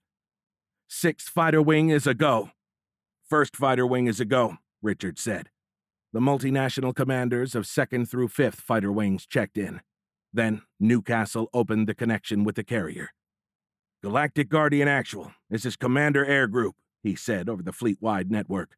"All Terran fighter wings remain combat effective. What is your status?" "Roger, CAG," Johnston said. "I'm not sure how many more of those attacks this ship can handle." "Copy that, Admiral," Newcastle said. "Is there any chance of bringing your gravity drive back to 100%? "No.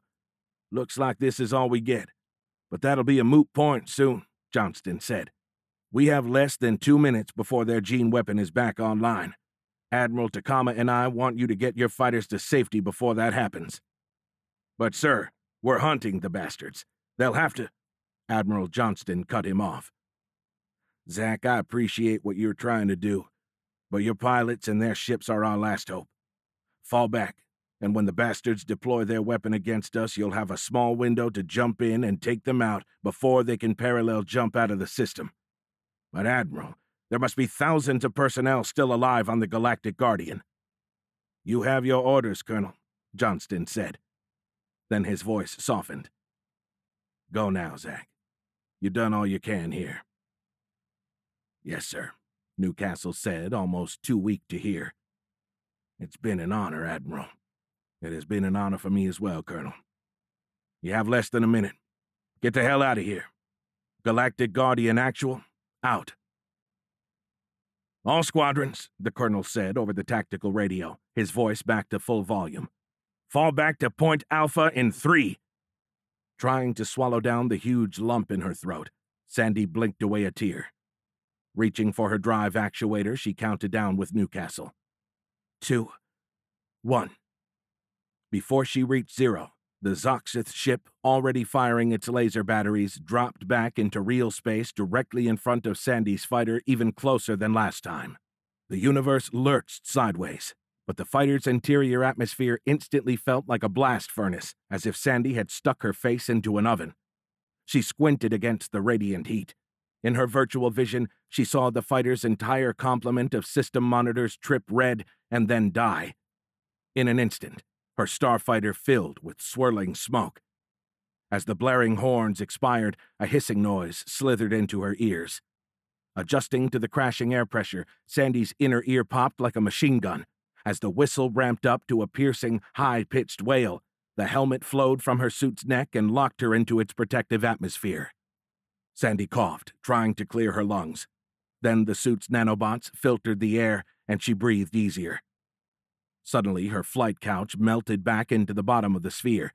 Then the last of the fighter's power core collapsed, taking the gravity field with it. Sandy began to drift away from the floor. As she did, the forward half of the spherical display's concave surface started to balloon outward. All the cabin smoke streamed toward its top left quadrant. Wide-eyed and beginning to float higher, she made a desperate grasp for the control console, the only cockpit element still protruding from the sphere's inner surface. Catching it with one hand, she pulled herself down and hugged the small pedestal with both arms and legs like a flood victim grasping the top of a telephone pole. Looking over the top of the console, she stared at the visibly flexing wall. It undulated like fluttering paper. Even through her suit's helmet, the shriek of escaping atmosphere became an unbearable roar. Then the forward portion of the starfighter blew out, plunging Sandy into deafening silence. After a moment, her traumatized ears registered the sound of her frantic breathing. The wet click of a nervous swallow interrupted her panting. A nightmarish image stared back at Sandy as she looked through the huge hole left by the explosive decompression. With gleeful malevolence, the sculpted alien face chiseled into the front of the Zoxith dreadnought appeared to glare at Major Fitzpatrick. As she peered through the void, nothing but empty space sat between her and its monstrous, snarling, skull-chewing visage. Chapter 35. Jake looked at his wristwatch. Less than a minute remained before the enemy could fire their gene weapon. A moment ago, the dreadnought had jumped out of the battle again. The damn hologram was still of no use. Giard couldn't see where the bastards had gone, but he knew they'd be back. He zoomed the view wall image until the remnant of the Guardian filled the center third of the Warden's display. At that magnification, he could make out details of individual starfighters. During the last engagement, Jake had seen the destruction of one of the dots he'd previously identified as a fighter. Now that he'd magnified the image, he spotted Sandy's ship. "There you are," he said. "Thank God," he added, as he released the breath he'd been holding since seeing the destruction of the unknown starfighter. "Now get the hell out of..."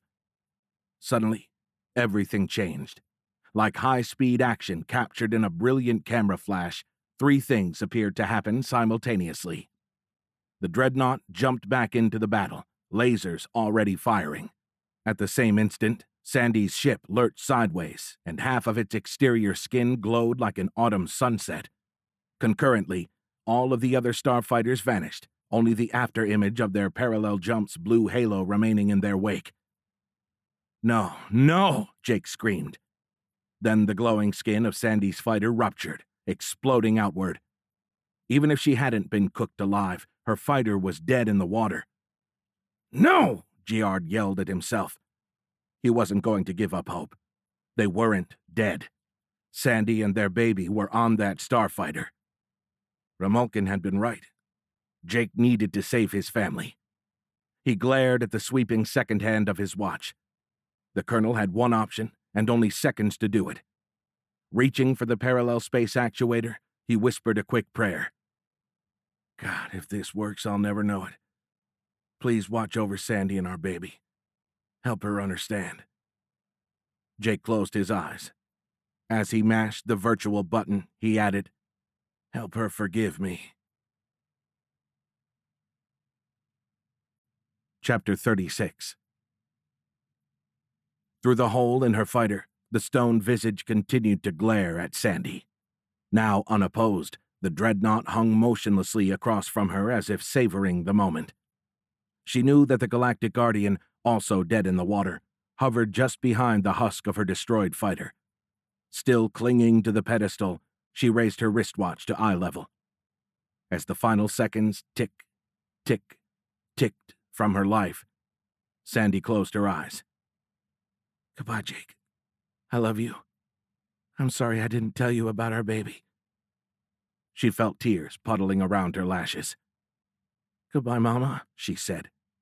A whimper escaped her lips as she added, "Daddy, I—" Sandy flinched as white light flooded through her squeezed-shut eyelids. Releasing the pedestal and floating free, she spread her arms wide and said, "I love you, Daddy." Chapter 37. The gene weapon bathed Sandy in its life-stealing effulgence. Wrapping her arms around her midsection, the floating, unrealized mother hugged her abdomen and braced for the end. An eternal moment later, her eyes snapped open. Where was the pain? During her first brief encounter with the weapon over California, it had felt as if her insides were boiling. However, now she felt none of it. The only sensation working through her abdomen was that associated with weightlessness. Somehow she was still alive. Brilliant light continued to stream through the blown-out wall, but its luminosity was already subsiding. Then the last of it faded, plunging Sandy into an inky blackness punctuated by blue afterimages. After another moment, she blinked away the last of the azure spots, but still couldn't see anything. Sandy floated in complete, unrelenting darkness, as if she'd fallen into a sensory deprivation tank. In her silent universe, each beat of her heart sounded like a thermonuclear detonation. Finally, shadows began to emerge from the void. Adjusting to the dark, her eyes started to pick up shapes within those shadows. The ragged edge of the fighter's missing wall still hung ahead of Sandy. Through it, she saw... nothing? No, something was out there. A hint of stars, but too dark, as if seen through black tinting. Starting and stopping, the blacked-out stars appeared to scroll from the bottom of the field of view. Eventually, their zigzagging path carried them out of view at the top of the torn-out wall. "Is that?" Sandy said, but then screamed as something touched the top of her helmet. A few skipped heartbeats later, she realized that, still floating, she had bumped into the fighter's ceiling. Releasing her abdomen, she extended a tentative hand toward the smooth, featureless surface. As her thumb and first two fingers touched it, they stuck to the surface. Sandy sighed and whispered, "Thank God." Like smart Velcro, the nanobots in the suit's glove gave her purchase on the smooth panel. Sandy began to walk hand over hand toward the jagged edge of the blown-out wall. When she tensed her hand to grip the ceiling, the nanobots held like glue. To let go, she simply relaxed her grip, and they released. She reached the opening. A spectacular, surreal panorama blotted out half of the visible universe. Like a hole in space, an incredibly dark and massive vessel now floated where the Zoxith ship had been only moments before. But as she'd seen earlier, the region wasn't entirely devoid of light.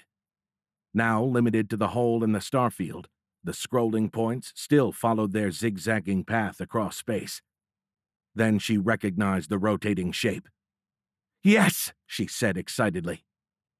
Slowly rolling along its long axis, the helm warden floated where the dreadnought had been. As the nearest side scrolled across her field of view, weakly reflected starlight undulated across the carrier's flowing aerodynamic lines. But the ship had been emptied. How did it get here? Then she knew. Sandy grinned. "Jake Giard, you perfect man, you." Her smile faltered as a jagged protuberance broke the lower profile of the carrier's smooth lines. The irregular outcropping rotated toward her. Earthshine from the nearing planet revealed the rust-red color of its cratered and charred surface.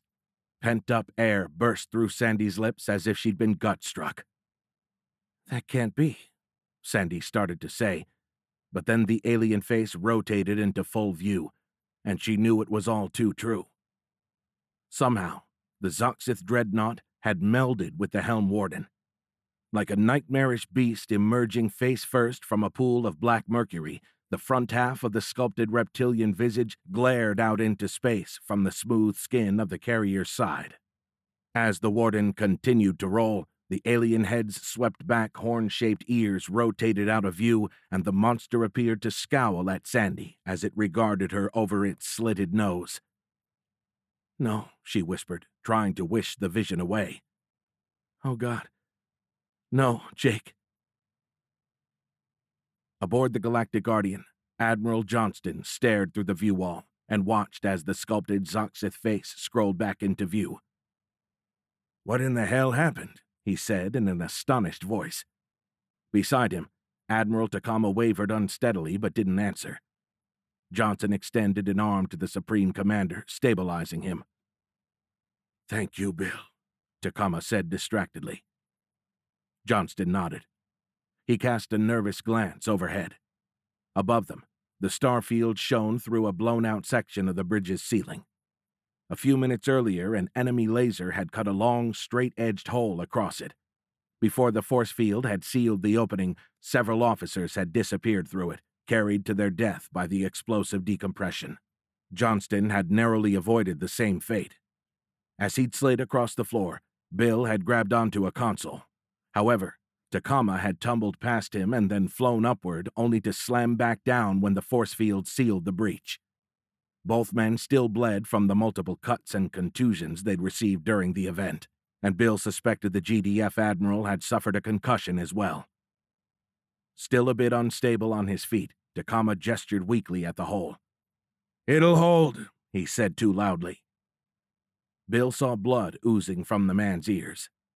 Johnston touched his own and found them bloodied as well. The rapid depressurization must have ruptured their eardrums. He pointed a red-stained finger at the view wall. "What happened, Ashtara?" he asked again. The GDF admiral still didn't respond. Johnson gave the man an appraising sidelong glance. Takama blinked confused, unfocused eyes. Finally, his brow furrowed, and he yelled, "What?" Johnston faced him and grabbed both of the man's shoulders. He gave the GDF admiral a gentle shake. "Stay with me, Ashtara." Releasing a shoulder, Bill pointed toward the view wall. "It looks like the helm warden jumped into the battle." Turning from the surreal image, he studied Takama's eyes. Still staring at the expansive display, the Argonian admiral blinked again. Then his eyes focused, and a haunted look chased out the confusion. "Order your fighters to hold position," Takama said in a suddenly animated voice.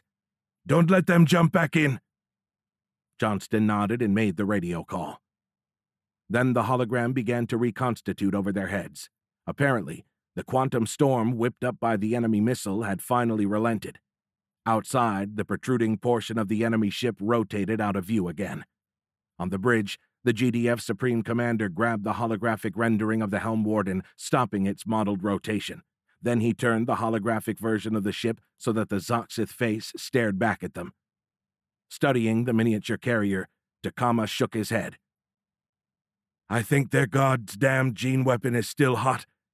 He tilted his head to the model and said, "Watch this."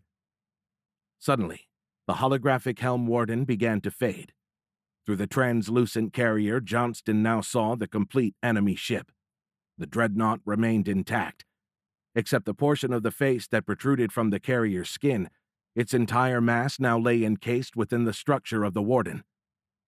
Takama expanded the image until it filled the overhead space. Looking up, both men stared into the paired ships. Where physical material from one vessel crossed that of the other, the structures had melded together like a nightmare painted by Salvador Dali. Along their combined lines, smooth metal contours surreally flowed through cratered asteroidal surfaces. Shaking his head, Admiral Johnston whispered, "Jesus wept." "Roger, Galactic Guardian Actual. CAG out," Colonel Newcastle said over the fleet-wide Eon network. Now that the hologram was working again, Richard studied its rendering of the battlefield. Somehow, the emptied helm warden had jumped back into the combat zone. He stared at its smooth lines for a moment. Then comprehension washed over Colonel Allison. He smiled. "You son of a bitch. Way to go, Jake." "Sandy," Richard said over their personal electro-organic network connection. Looking over his left shoulder, he said, "I think that's Jake." His voice died mid-sentence as he realized the link had failed and that Sandy's fighter wasn't with him. Nothing but empty space floated off his left wing. Richard opened a squadron-wide channel. "Phoenix Squadron, check in." One by one, every fighter save one sounded off. "Where in the hell are you, Sandra?" he said, trying their personal Eon link again. Nothing but the perfect silence of a dead digital connection answered his query. He reached into the hologram and magnified the battlefield again. As he zoomed into the image, a tiny dot between the helm warden and the remnant of the Galactic Guardian swelled into the husk of a destroyed but still recognizable Phoenix starfighter. "Oh, fuck," Richard whispered. He started rocking back and forth. Sub-vocalizing, he began to repeat, "No, no, no," in a constant loop. "Colonel Allison, you still with me?" Closing his eyes, Richard made a quick headshake. Then he opened them and accepted the connection. "Sorry, sir." "No, Richard, I'm sorry. I see it too. I knew you were close, but there will be time to mourn her later." "Yes, sir," Colonel Allison said. "Did you notice the helm warden?" asked the CAG. Richard furrowed his eyebrows. Of course he'd seen the warden. It was a damn big ship. Hard to miss. Yes, sir," Richard said after a brief pause. A paternal tone entered the colonel's voice. "Son, did you also see the enemy ship?" Allison blinked. He couldn't believe he hadn't given the bastards another thought, although he'd assumed it must be hanging near the battlefield. The weapon must still be hot. Why else would Johnston warn them off? "No, sir," Richard said. "I don't see it on the display." "You need to take a closer look at the helm warden, Colonel Allison." "Okay, sir, looking now." He manipulated the virtual holographic model, stretching it until the carrier appeared to fill the fighter's overhead confines. Like the real ship, the rendering slowly rotated about its long axis. It still looked like a normal GDF carrier. Richard started to reopen the connection, but then froze. What the hell is that? Two horn-shaped protrusions slid into view at the bottom of the ship. Impatient, Richard grabbed the virtual carrier. He rotated it manually and came face to face with their enemy. "Son of a bitch!" He reopened the connection. "How in the hell did that happen?" Belatedly, Richard added, "Sir." "Damn if I know, son," Newcastle said through his East Texas drawl. "But you and I need to get in there." The colonel's words barely registered. An epiphany had slammed into Richard like a sledgehammer. Both of his friends were probably dead. "Yes, sir," Richard mumbled. Finally understanding the East Texans' intentions, Richard sat up. "Yes, sir." "Good," Newcastle said. If they're not, well, you know." He paused and then sighed. "If they're alive, you and I will find them, Richard." Newcastle activated the fleet-wide Eon connection. "On my mark, I want each fighter wing to jump to its newly assigned coordinates."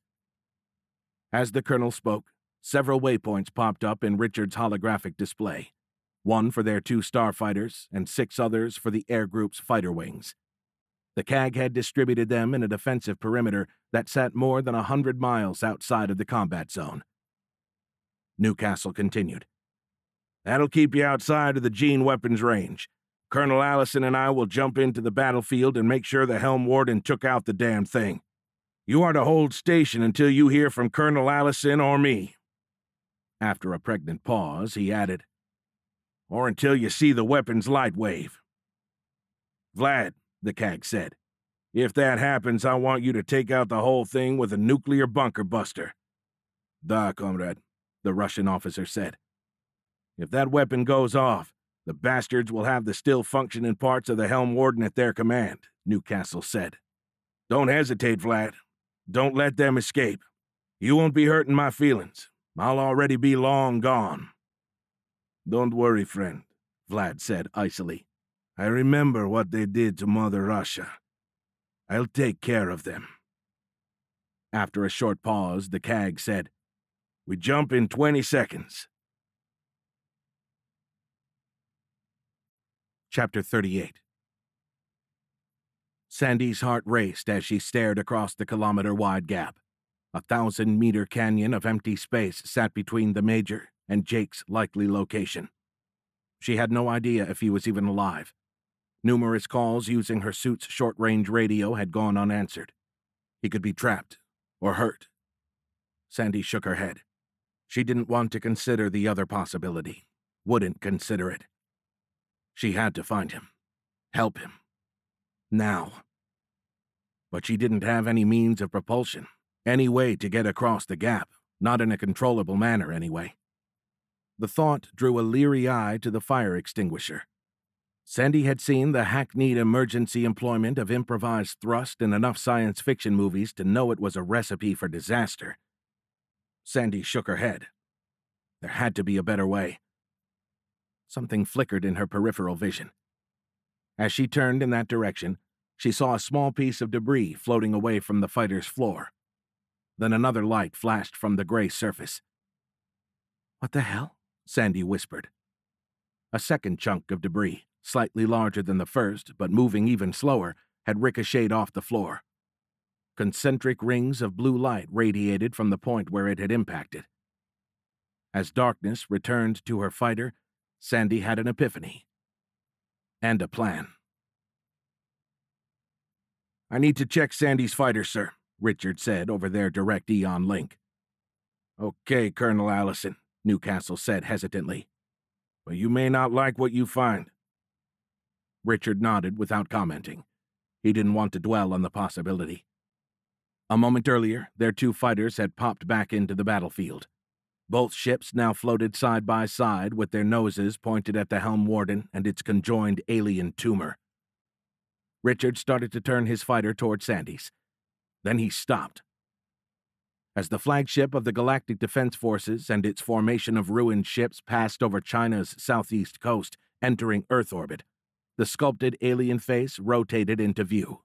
Illuminated from below, the nightmarish visage appeared to glare at Richard with all too real malevolence. Tearing his gaze from the face, a face that looked exactly like the beast Jake had killed aboard the first alien ship, Colonel Allison shook his head and then guided his fighter toward the black husk of Major Fitzpatrick's ruined Phoenix starfighter. As he rocketed toward the ruptured hull, the small vessel swelled from a featureless point into an all-too-detailed image of charred destruction. Richard's entire body tensed in anticipation of what he might see within the burned husk. He stopped the vessel about 100 feet from the remnant of her drifting fighter. From there, he could see about a third of its exposed interior. It looked empty. Like a reluctant family member drawing back a morgue shroud, Richard craned his neck, trying to see deeper into the cabin. "Where are you, Sandy?" he said. Colonel Allison didn't see anything. He needed to reposition to a better viewing angle. His hand crept into the fighter's control interface. Suddenly, the visible portion of the ruined fighter's floor convulsed. "What in the—" Richard started to whisper, but then a white blob flew out of the ship. He flinched, yanking his hand out of the flight controller. Luckily, he hadn't been gripping it yet, or his fighter would have jumped a few kilometers aft, out of the battlefield. Moving from left to right, the egg-shaped blob sped across his field of view. The speaker in his helmet sparked to life. "Richard?" Colonel Allison blinked.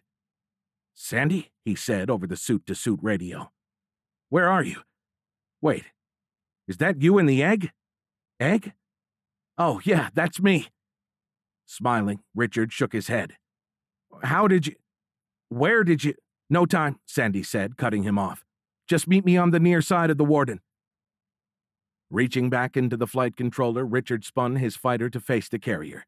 Sandy's cocoon, or whatever the hell it was, shrank to a white dot as it continued to fly toward the silver-black skin of the massive carrier. Then it dwindled to a tiny point and finally disappeared altogether. "You're going too fast," Richard yelled. "You'll just bounce off the side." "No, I won't," Sandy said. "Unless I keep talking to you," she added through a series of grunts. Static filled the last words as increasing distance started carrying her beyond the suit's radio range. Still staring after her, Richard shook his head. His connection to Newcastle reopened. "What's Major Fitzpatrick's status, Allison?" Even though he'd also been fitted with an Argonian spacesuit, the colonel had been too far away to receive the transmissions of their suit radios, and without her ship's network connection, Sandy hadn't been able to activate an Eon link. "She's alive," Richard said haltingly. "You don't sound so sure of that." Before Colonel Allison could reply, Newcastle continued. "Just get her out of there and let's start working on getting to the Helm Warden." She's already there, I think." "You think? I thought you said you'd found her." Richard slid his hand back into the flight controller. "I did, sir." This time, Richard didn't wait for a reply. "Just follow me," he said, as his fighter shot toward the Helm Warden. Belatedly, he added, "Sir." After a pregnant pause, Newcastle said, "Okay," drawing out the word. Within the holographic rendering of the battlefield, Richard saw the colonel's man-made space fighter fall into formation with his Phoenix starfighter. The pair slowed as they approached the part of the ship that Richard estimated as her likely point of impact. Richard winced at the mental image elicited by the thought. His suit speaker sparked to life. "Over here," Sandy said in a staticky shout. At the same moment, he saw a flicker of light to port. Looking left, he saw it flash again. For a brief instant, a bubble on the skin of the massive ship lit up like a Chinese lantern. Richard turned his starfighter toward it. Seconds later, the two fighters drew to a halt a few feet away from the blister that had generated the intermittent light. Upon closer inspection, the Chinese lantern analogy persevered. Just aft of the protruding bridge section, it looked as if someone had glued the end of one to the skin of the Helm Warden. On the side of the city-sized ship, it was impossible to judge the scale of the object, but then Sandy's head and shoulders protruded from its top. Floating in the open end of the roughly 6-foot-tall by 4-foot-wide lantern, she waved. The movement jostled the pregnant cylinder, and it strobed again. "In here," she said, urging them with a beckoning gesture. "I found a way in." Shaking his head, Richard managed to smile. "Jake, you're a lucky bastard," he thought. Then the grin faltered as he saw that the icon for their direct Eon connection remained grayed out. "Giard, are you there, buddy?" Richard shouted into his spacesuit radio. Now close enough to access his fighter's network, Sandy opened a direct Eon connection with him and Newcastle. "It's no use, Richard. I tried as soon as I got close enough. The Warden's network is down, and I can't raise him on the radio. He must be out of range." "Okay," Colonel Allison said. Just in case Giard could hear them, Richard transmitted again. "Hang in there, Jake. We're on our way, buddy." Sandy watched Richard slide through the hatch. Then she felt gravity begin to exert itself. All three of them glided to a soft landing on the floor of the small inner chamber. Standing in hard vacuum, Sandy stared expectantly through the opening. She watched the field of stars rotate across the now empty airlock door. As the Warden continued its slow, axial roll, the hazy obscuration of Earth's atmosphere scrolled into view and slid down from the top of the opening. Then the planet's horizon streamed across the panorama. Less than 100 miles below the formation of ships, she saw the frozen landscape of Northeast Asia glide beneath them. Isolated white clouds hugged the permafrost of northern Siberia like cotton balls resting on a field of snow. Then, as if the planet's local weather had reached up into space, white skin propagated inwardly from the opening's perimeter like a time-lapsed video of frost spreading across a window. After several starts and stops, the hatch finally closed. When Sandy had opened it, the door had dissolved in the same halting manner. Viewing the stuttering movement was like watching a video feed that kept pausing to buffer. A hiss leaked into Sandy's sound-starved ears. She twitched as all three of their helmets suddenly retracted, responding to the atmosphere pumping into the lock. Richard turned to face her. "How did you launch out of there?" He paused, and then gestured to the exterior hatch. "And how did you find this?" Sandy shrugged. "My ship was dead in the water. Space, whatever. Anyway, I remembered that the nanobots can draw energy from mechanical movement." She looked around the room impatiently. Her inner ears popped as they equalized, adjusting to the ship's higher atmospheric pressure. That was new. It had never happened before. Waiting for the internal door to manifest, Sandy turned toward Richard and Colonel Newcastle. "I didn't have gravity, so I grabbed the fire extinguisher and placed my back against the floor.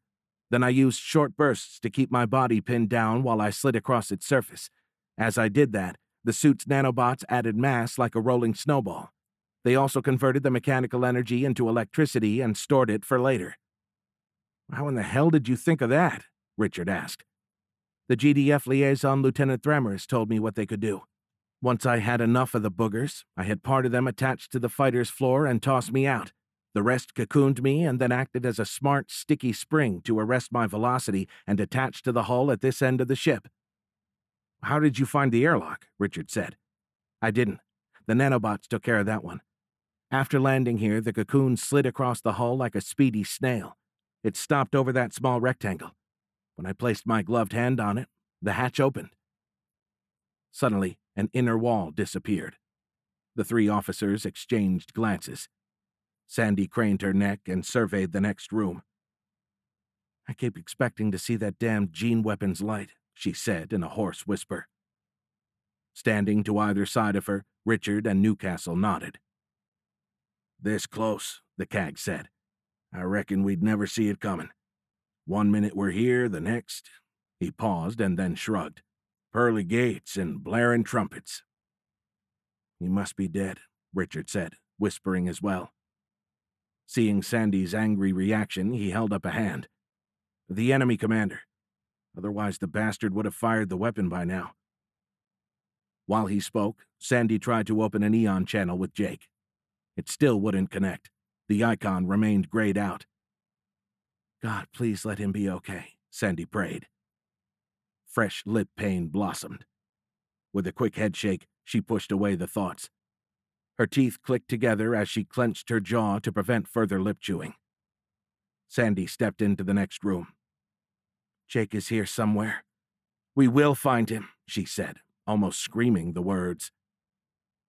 Turning around, she saw Richard and the CAG exchange glances. Newcastle raised his salt and pepper eyebrows.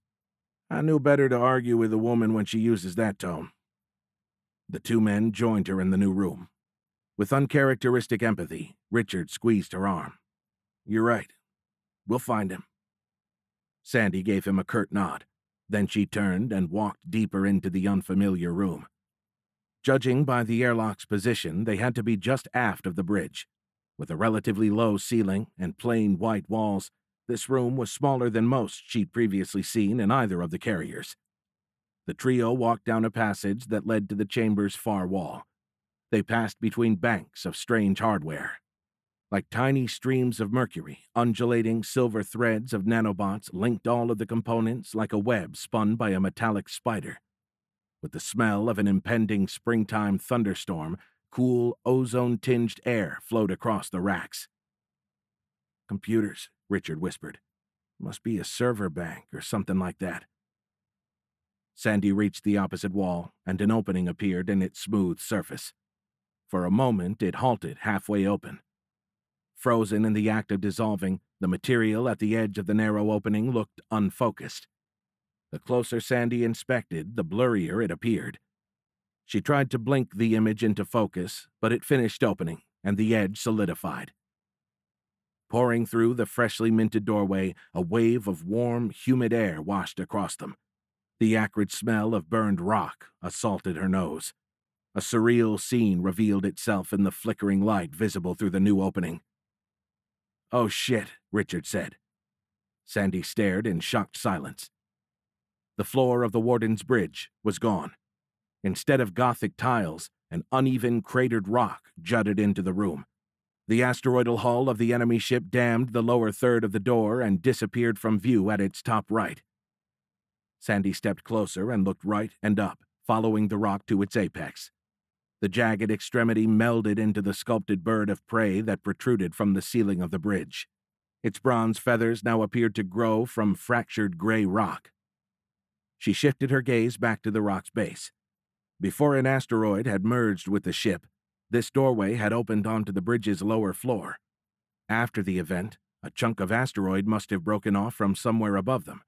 It had come to rest against the left wall, tucked into the acute angle where the down-sloping floor formed by the asteroid joined vertical bronze metal. She started to look away from the boulder, but then something about its shape drew her eyes back. With sudden recognition, Sandy screamed, "Jake!" and then launched herself through the opening. She scrambled across the rock slope. Bracing her left hand against the tarnished bronze wall, she scurried along the rough V-shaped seam. "Jake!" she screamed again. No answer. No movement. Closer now, she saw that he was face down. "Oh, God, please," Sandy whimpered. Scrambling across the uneven surface, she barely registered the gray powder that already covered the white skin of her spacesuit's legs. The same dust covered Jake from head to toe. That's why she had initially mistaken him for a broken piece of asteroid. Reaching his motionless body, Sandy dropped to her knees. She grabbed his shoulders and pulled his face out of the dusty soil, launching a small cloud of the stuff. Rolling Jake over, Sandy dragged his upper body onto her thighs. She cradled his head with her left hand and gently brushed gray grit from his face with the other. He didn't respond. "Jake! Jake!" Sandy said, gently slapping his face with her open hand. Each pat launched a fresh puff of dust. Allison and Newcastle stumbled up to her side. The Texan cast a wary eye about the room. Richard dropped to a knee. "Come on, Jake," he said. "Wake up, Colonel." He sounded way calmer than Sandy felt. Her man still didn't respond. "Baby," Sandy said through a sob. With the back of her right hand, she wiped at the tears streaming down her face. It came away covered in dark, gritty mud. In the hot room's unreliable light, she couldn't tell if Jake was breathing. Wanting to check for a pulse, but afraid of what she might discover, Sandy extended 2 trembling fingers toward his neck. Then, in the strobing light, she saw a small vortex of particles swirl beneath his nostrils. "He's breathing," she said. Jake spasmed and coughed. His eyes fluttered, and then opened. Confused, they darted across each of them. Then they focused on hers. Jake smiled. "Sandy?" "Oh, thank God," she said. "Yes, baby, it's me." After another coughing fit, he looked around, eyes wide. "Where are we?" He reached up and caressed her face. Then he sat up. Perplexed, he looked at the point where the jagged, colorless surface of the asteroid joined smooth, golden wall. What happened? Sandy gently wiped the dust from his face. "Well, Captain America," Richard said, "you jumped the Warden into the battle." Comprehension dawned across Jake's face. He stood and looked around the bridge. Gazing upward, his eyes followed the steeply sloping rock to the point where its buried apex disappeared into the bronze bird of prey. "Shit," he whispered, then smiled. "I guess it worked then." "We don't know yet, son," Colonel Newcastle said gruffly. Jake flinched, launching another dust cloud. He looked at Newcastle. "Hello, Cag." The older Texan gave him a curt nod. "You did a brave thing, Giard." Jake ran the fingers of both hands through his short hair, shaking them vigorously. The cloud that rose from him reminded Sandy of Pigpen, Charlie Brown's perpetually dirty friend. The thought made her smile in spite of their situation. "Where's Thremmers?" Sandy said. Her man froze with his fingers still buried in his hair. After a moment, he lowered his arms. As his eyes raised toward hers, they lingered on her abdomen. He knows, she thought. His gaze finally met hers. A storm of emotions crossed his face. Finally, he said, "He's gone." Then he glanced at her stomach again. A battle as intense as the day's worst raged across his face. Sandy's heart hurt. There was so much they needed to talk about, but now wasn't the time. Jake looked down. He took a deep breath, and then looked up and stared into Sandy's eyes.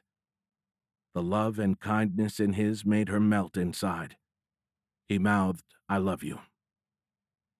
Before Sandy could recover, much less speak, Jake's eyes widened again. He glanced at his watch and turned toward Newcastle.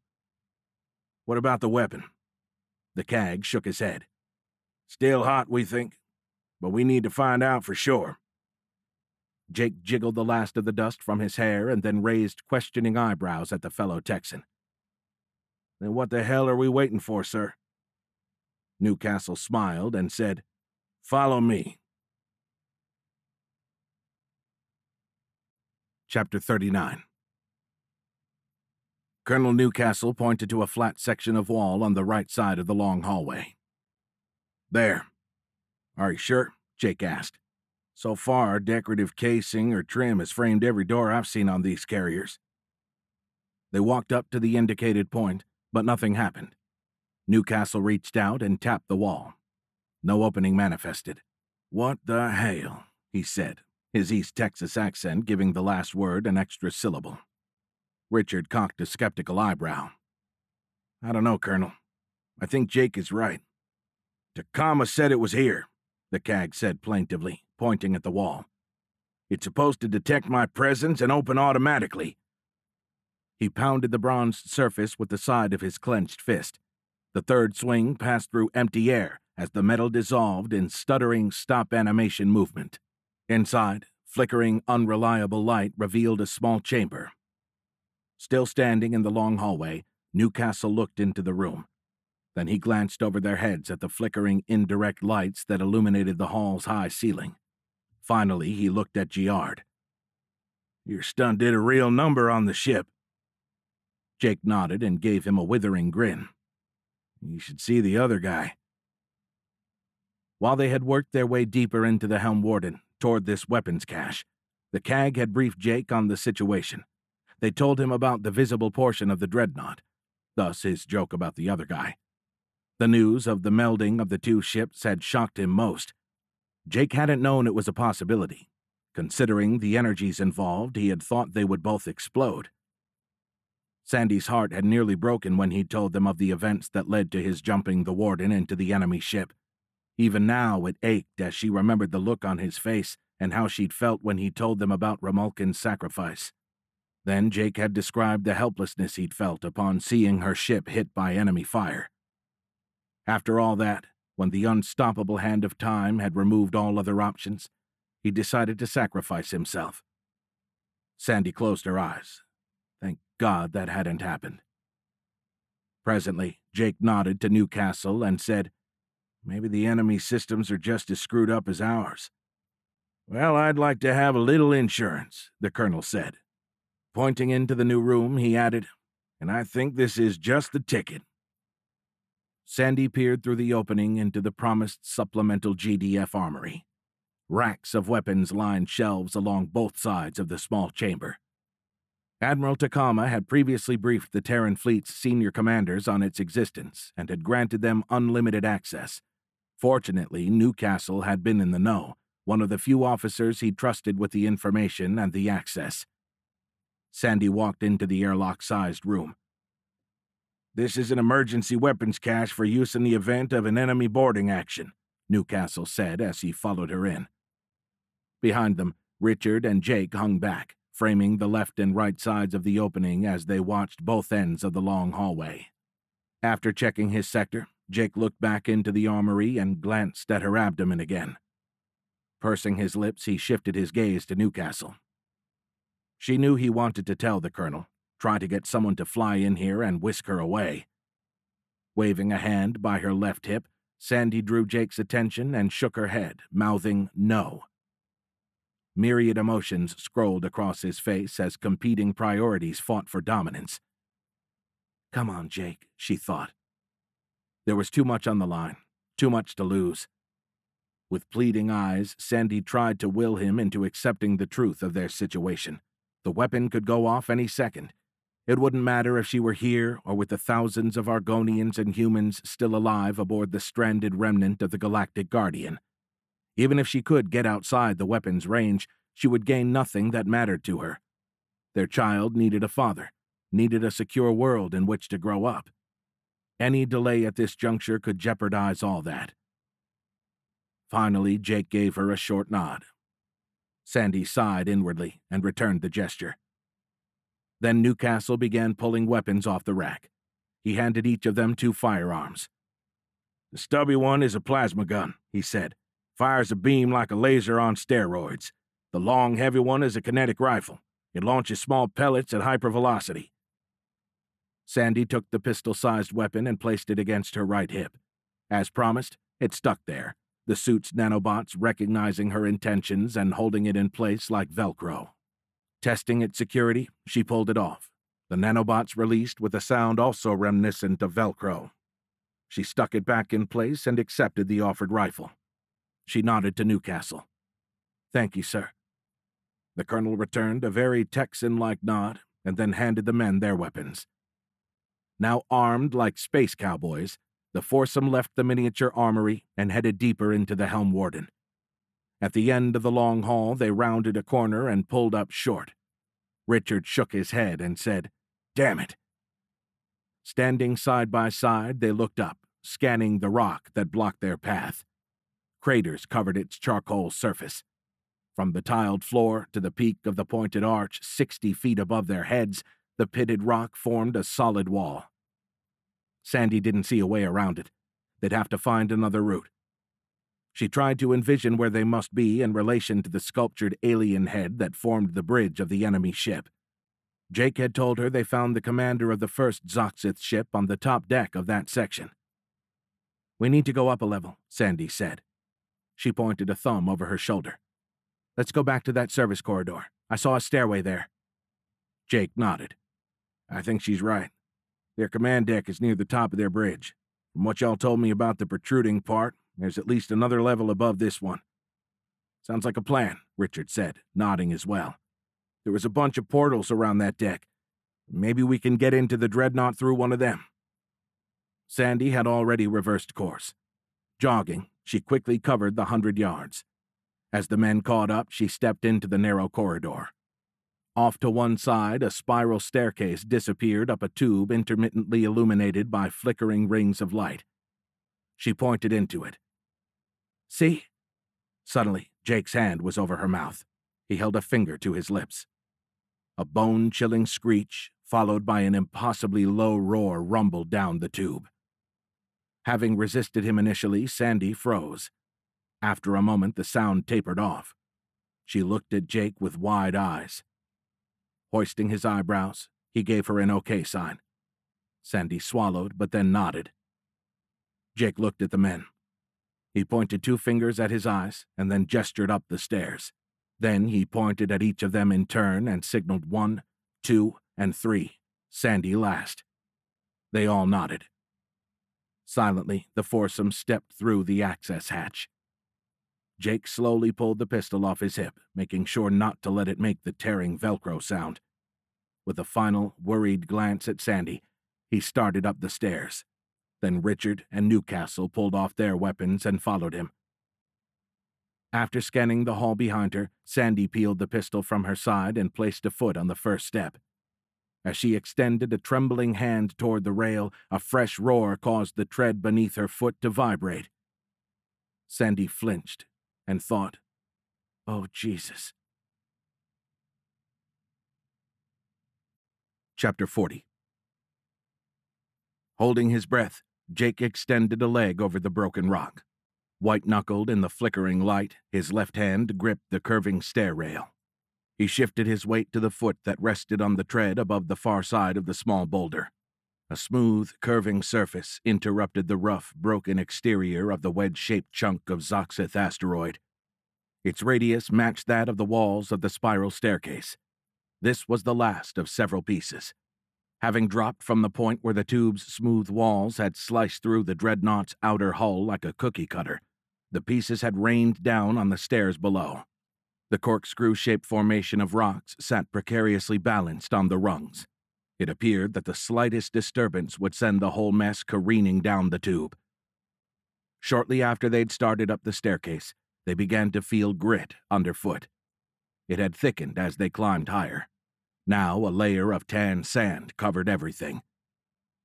Finally standing above the uppermost piece of broken hull, Jake helped Richard and then Newcastle over the rock. Sandy stepped up and extended a hand. He didn't want to take it. In his mind's eye, the image of Victor's head slowly sliding off of his neck replayed in an unending loop. Anger flared in Sandy's eyes. She started to pull herself over the obstacle. Relenting, Jake took her hand and helped her climb into the portion of the staircase that extended into the enemy ship. For better or worse, they were all in the dreadnought now. Jake closed his eyes for a moment, making a silent prayer for the latter half of that phrase. Then he gave Sandy a hold gesture and silently mouthed, "Stay behind us." Her eyes narrowed, but then she began to chew her lower lip. Usually he adored that nervous tell. Today it deepened his worry. She blushed self-consciously and quit chewing. Clenching her teeth, she eased the plasma rifle off of her back. After a deep breath, she gave him a short nod. Already holding his rifle, Jake stepped past the other two men, cautious not to pivot a foot, lest grinding sand reveal their presence. Approaching the top of the stairs, he found more of the gritty stuff. Now he could see it had poured in from inside the dreadnought. That didn't make sense. Jake hadn't seen sand in the first Zoxith ship. He rounded the last turn, and blue sky came into view. "What in the hell?" he mouthed silently. Someone bumped into him. Jake looked down. Richard and Newcastle stood on the rung behind him. As they looked past Giard, the confusion on their faces matched his. Beyond them, Sandy craned her neck. Then her eyes widened as another screech pierced the air. All four officers flinched. A clipped scream broke through Sandy's lips. They froze. The screech suddenly died. A deafening silence fell from the blue sky. Then a roar like none before burst through the opening. Its vibrations sent a fresh miniature avalanche of yellow sand careening over the lip. From the center of the tubular stairwell, the smooth, curving lines of 4 blue and silver GDF rifles now pointed toward the indigo sky like the stamen of a deadly flower. The Zoxith's roar continued, but drew no closer. Jake kept expecting to hear the earth-shaking sound of the monster's running feet, a sound he'd heard before, the sound that had preceded the death of his young wingman. When it didn't come, Jake pointed 2 fingers at his eyes again and then gestured toward the blue sky. The 2 men nodded, but looking at him with wide eyes, Sandy shook her head, mouthing, "No." Jake put on a brave face and winked at her. "I'll be okay," he mouthed back. Turning from her, he started up the stairs. A gust of hot air hit him. Then, following up the spiral staircase, cool air chilled the beads of sweat that had formed on his face. It ruffled his short hair. Jake wiped the back of his gloved hand across his brow. The suit's nanobots soaked up the moisture. Standing with his head just below the threshold, he took a deep breath. Giard's heart raced in response to the adrenaline dumping into his system. His ears rang with it. Slowly, Jake raised his head until his eyes rose above floor level. Under the overarching blue sky, the rippled surface of a desert floor extended to a distant horizon. He blinked as another hot gust peppered his face with sand. Giard struggled to comprehend the scene. Instead of a cavernous Zoxith bridge, only sand-covered rock bluffs and green cactuses greeted him.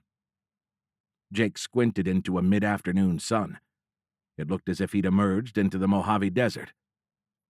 Suddenly, the blue sky and sun disappeared, revealing a bronze ceiling. Overhead, islands of rock protruded from its otherwise smooth surface. Then the azure firmament flickered back into existence. He had entered an Argonian terrarium.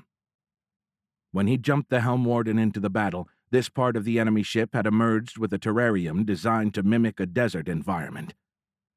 A Zoxith roar exploded from behind him. Jake twitched and spun toward the noise. Grasping the kinetic rifle with both hands, he aimed it in the direction of the sound. His back slammed into the top few steps of the staircase. Trembling, staring up through the long weapon's sights with one eye, Jake came to rest lying inclined on the stairs, a boot braced against one of the handrail's uppermost vertical support rods. The beast was only 10 feet away. He was huge, bigger than the last one. The monster's roar tapered off, dying in a plaintive-sounding screech. He came no closer. The Zoxith only glared at him. Insane enmity burned from his red eyes. Like the last Zox Jake had encountered, the reptile stood 8 feet tall. Giard nodded as he realized that this must be the enemy commander. Swallowing hard, Jake shimmied up the stairs, all the while keeping his gun trained on the monster. His shoulder blades skipped painfully over the stairwell's top step. Now he saw why the beast hadn't attacked him. The Zox warlord couldn't move. Below its knees, the Zox's legs disappeared into a rocky terracotta bluff. When Giard had jumped the Helm Warden into the dreadnought, the beast had melded with the terrarium's bedrock.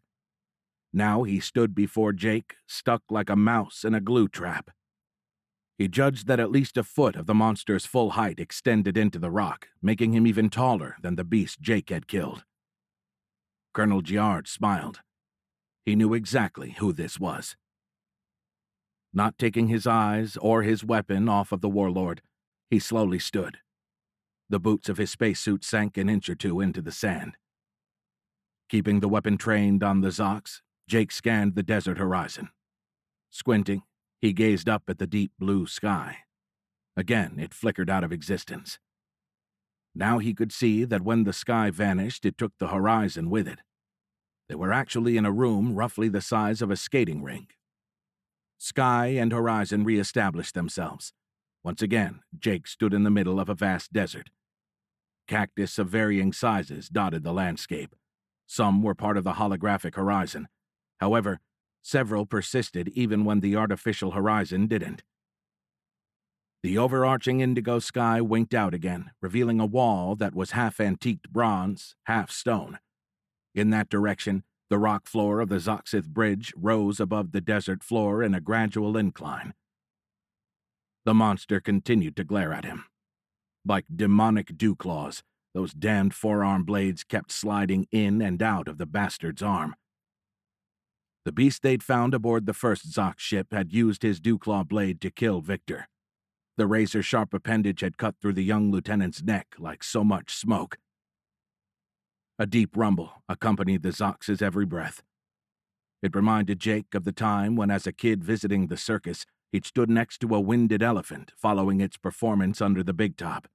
Like the circus animal, the Zox's massive chest rose and fell with each respiration. Green blood oozed from a deep gash in the beast's side.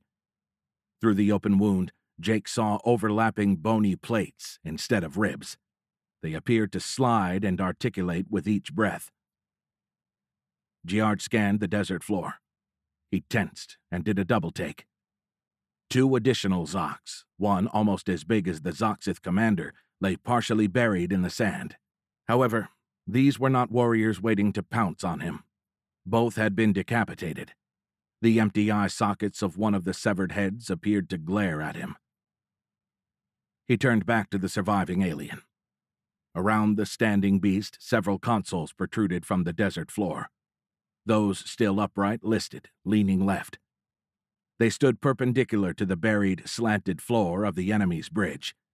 The consoles looked similar to those Jake had seen on the first ship. Some of them appeared to be inert, their electronic displays black. In front of the Zox commander, a dead, toppled pedestal lay in the sand. Jake studied its fractured top and sides. It looked like the beast had pounded it into submission. To the left of the Zox commander, but well out of its reach, a green icon pulsed on the tilted surface of another console. Just behind it, one of the terrarium's native rocks stood 10 feet above the sand. A green plant hung from its near side. Jake blinked as he saw scales on its surface. He smiled as he belatedly recognized the shape as an arm. There'd been an alien standing behind the control panel and its flashing green icon. When the 2 ships had emerged, that one had received a lethal dose of mineral poisoning. 10 feet beyond that console, a leaning black stone throne jutted from the sand. On a display attached to its side, Jake saw Newfoundland's triangular island scroll under the formation of battered ships. It looked like they were now in the lowest part of the orbital insertion. Their 50-mile altitude had the formation skimming through the top of the atmosphere. Earlier, Remulkin had assured him that they had plenty of speed.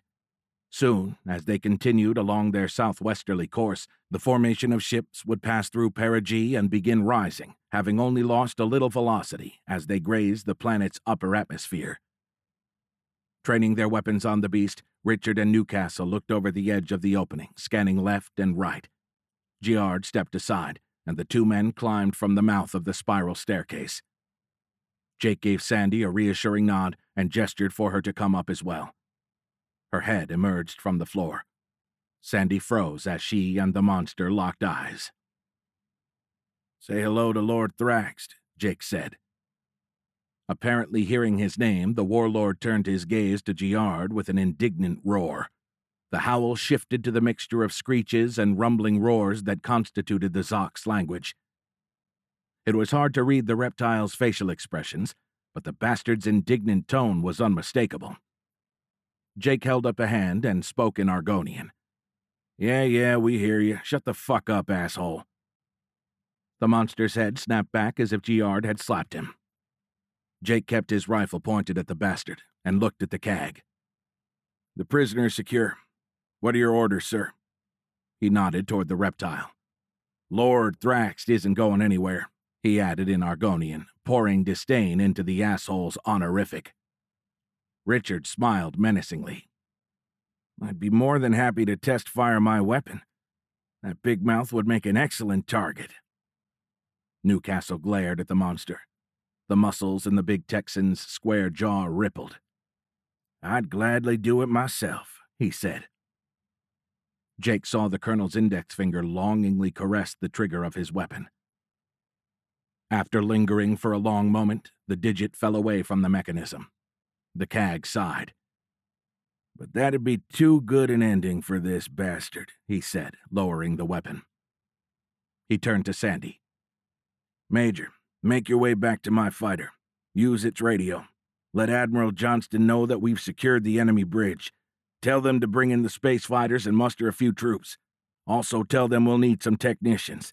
They can use the Phoenix fighters to ferry personnel." The colonel paused and pointed at the console that had the flashing green icon. "I'd bet $1 to a donut that's the gene weapons actuator. We need someone that can disarm the damn thing." While the CAG spoke, Jake watched Thraxt. The beast kept looking over his own right shoulder, appearing to gaze at that icon. Then the monster's eyes shifted from the console, He glared at the throne and its monitor. On it, the hooked shoreline of Cape Cod streamed into view. Thrax's tongue flicked again, its pointed black tip dabbed at silver fangs. Jake had seen the apparent nervous twitch several times since he'd emerged from the stairwell. After glaring at Giard for a moment, the Zox looked right again.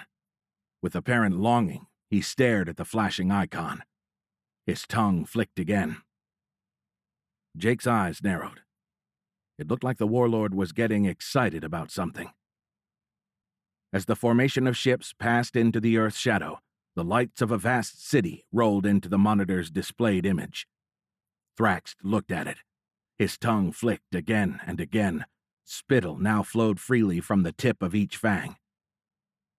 "Hey," Richard said, pointing at the monitor. "There's New York." He was right. They were about to pass directly over the city.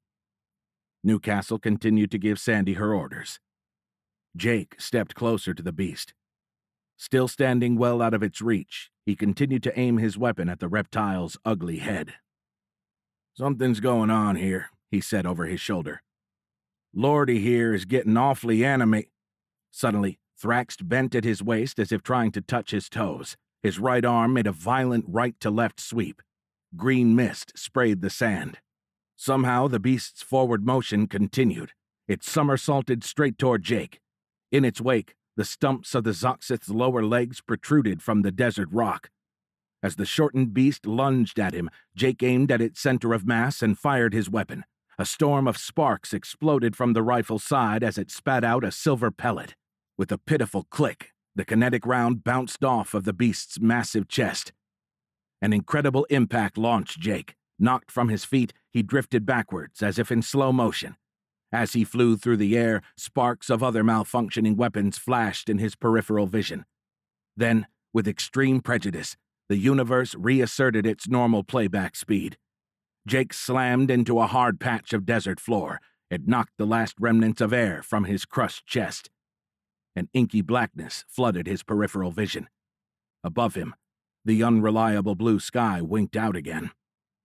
Suddenly, Sandy's wide-eyed face filled his narrowing field of view. Her lips moved, but he couldn't hear her over the roaring jet that seemed to be landing right next to his head. Jake focused on her face. He fought to hold on to the narrowing thread of consciousness. No. The thread snapped.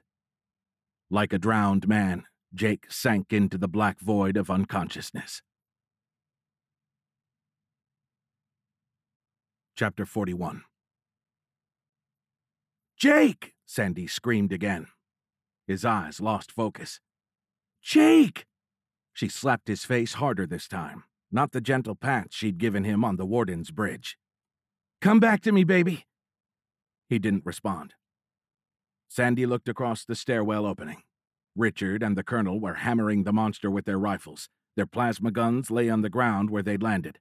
The two men had thrown the pistols at the beast after they had misfired as well. Sandy had already tried to fire both of her weapons. They had malfunctioned too, apparently falling victim to the same malady that had the ship's systems on the fritz. Green blood continued to spurt from the end of the reptile's legs. Obviously weakened, the beast now crawled toward the gene weapon's activation button. The impacts of their rifles weren't going to be enough. Somehow, the bastard kept moving forward. Newcastle slammed his kinetic rifle down on the beast's head again. The long weapon broke in half. The Colonel threw it aside. The big Texan took a step back and then lunged at Thrax, slamming bodily into the side of the beast. The Zox commander almost toppled. Recovering, he braced himself on two stumps and one clawed hand. His other shot out lightning fast, backhanding Newcastle across the room. The unconscious man crumpled to the ground next to Major Fitzpatrick, launching a spray of sand across her. Jake coughed. His eyes opened. Looking sideways, he saw Newcastle. The confusion there evaporated. Her man scrambled to his feet. Standing unsteadily, he grabbed the business end of her rifle and ran to Richard's side. Jake hoisted the inert firearm high overhead and began raining blows down on the bastard's head. Richard had taken to hitting the monster like a batter trying to hit a home run, but the warlord's head barely moved under the continuous blows. Thrax kept inching forward, a trail of green blood in his sandy wake. Nearing the weapon console, he raised up onto his knees. Even under the continuing rain of blows, the bastard jammed one stump and then the other into the sand. Even shortened, the monster still stood a foot taller than the two men. Jake and Richard made a last-ditch effort. They threw themselves at the beast. Thrax knocked each man aside. They flew like rag dolls. As he took a lurching step toward the console, Sandy desperately looked for something to use as a weapon. The only thing in reach was a small cactus, a round collection of green spines that resembled a yucca plant. She grabbed one of its pointed green spikes and yanked the cactus out of the ground. Screaming, it squirmed in her hands. Wide-eyed, Sandy looked at its base. Instead of roots, 3 rows of sharp teeth gnashed. As she held the squirming yucca plant thing out, it contorted its body, trying to bite her. "You'll do," she said, and hurled the snarling thing at Thrax. It landed on the bastard's head, teeth first. The warlord roared and batted at it. He forgot about the console, grabbing the little yucca plant thing with both hands. The tenacious little bastard refused to let go. To either side of him, Jake and Richard scrambled back to their feet and started to run toward the monster. To Sandy's horror, Thrax gave up on the plant thing and reached for the gene weapon's flashing icon. She held out both hands and screamed, "No!" Suddenly, a 15-foot-tall saguaro cactus that stood near the console folded in the middle. The long, 3-armed plant would have looked perfectly at home in Arizona's desert. Not anymore. As the cactus bent over, a gaping maw appeared between its branching arms, revealing several rows of insanely sharp teeth. With incredible speed, the arms appeared to wrap around Thrax. The yucca plant thing disappeared into the saguaro plant's nightmarish mouth. Then the tall cactus snapped back to its upright position. A deafening silence fell across the surreal desert scene. In front of the gene weapons console, Thrax stood motionless for a moment. Finally, his footless and now headless body fell backward. Chapter 42. Across the dust cloud that the dead Zox's collapsed body had launched, the 3 of them stared in silent amazement. After a long moment, they started laughing. From behind Sandy, Colonel Newcastle's gruff voice spoke up. "What in the hell is so damned funny?" Richard gave the saguaro thing a wide berth and walked to the CAG. Jake and Sandy ran toward one another. She leaped onto him, throwing her arms around his neck and her legs around his waist. He wavered under her, but remained on his feet, hugging her tightly. Sandy soaked it up for a moment. Then she leaned back and grabbed his face with both of her hands. After staring into his smiling eyes, she pressed her lips to his. They kissed passionately. Afterward, Jake lowered Sandy to the ground. They walked over to Richard in the CAG. Allison helped the big man to his feet and finished updating him. With wide eyes, the Texan looked at the room's numerous cactuses. "I'll be a son of a bitch," he said. Glancing at a particularly tall one that stood nearby, Newcastle added, "What do you say we get the hell out of here?" Epilogue. Do you want to know who you are? Don't ask. Act. Action will delineate and define you. Thomas Jefferson. "What's that, Daddy?" "Well, Pumpkin, it's a monument," Jake said. "What's a monument?" Jake smiled and looked down on the small, space-suited figure that stood on his left. Then he looked over the child's head and linked eyes with Sandy. Behind her visor, a tear breached the levee of her lower eyelid. In the moon's low gravity, it started the long, slow trek down her cheek. His wife's chest raised and hitched. A small patch of her visor fogged. The news of Romulcan's sacrifice had hit Sandy hard. 5 years later, the anniversary, coupled with this stark reminder of that fateful day's events, elicited strong emotions for both of them. Sandy put on a brave face and winked at Jake.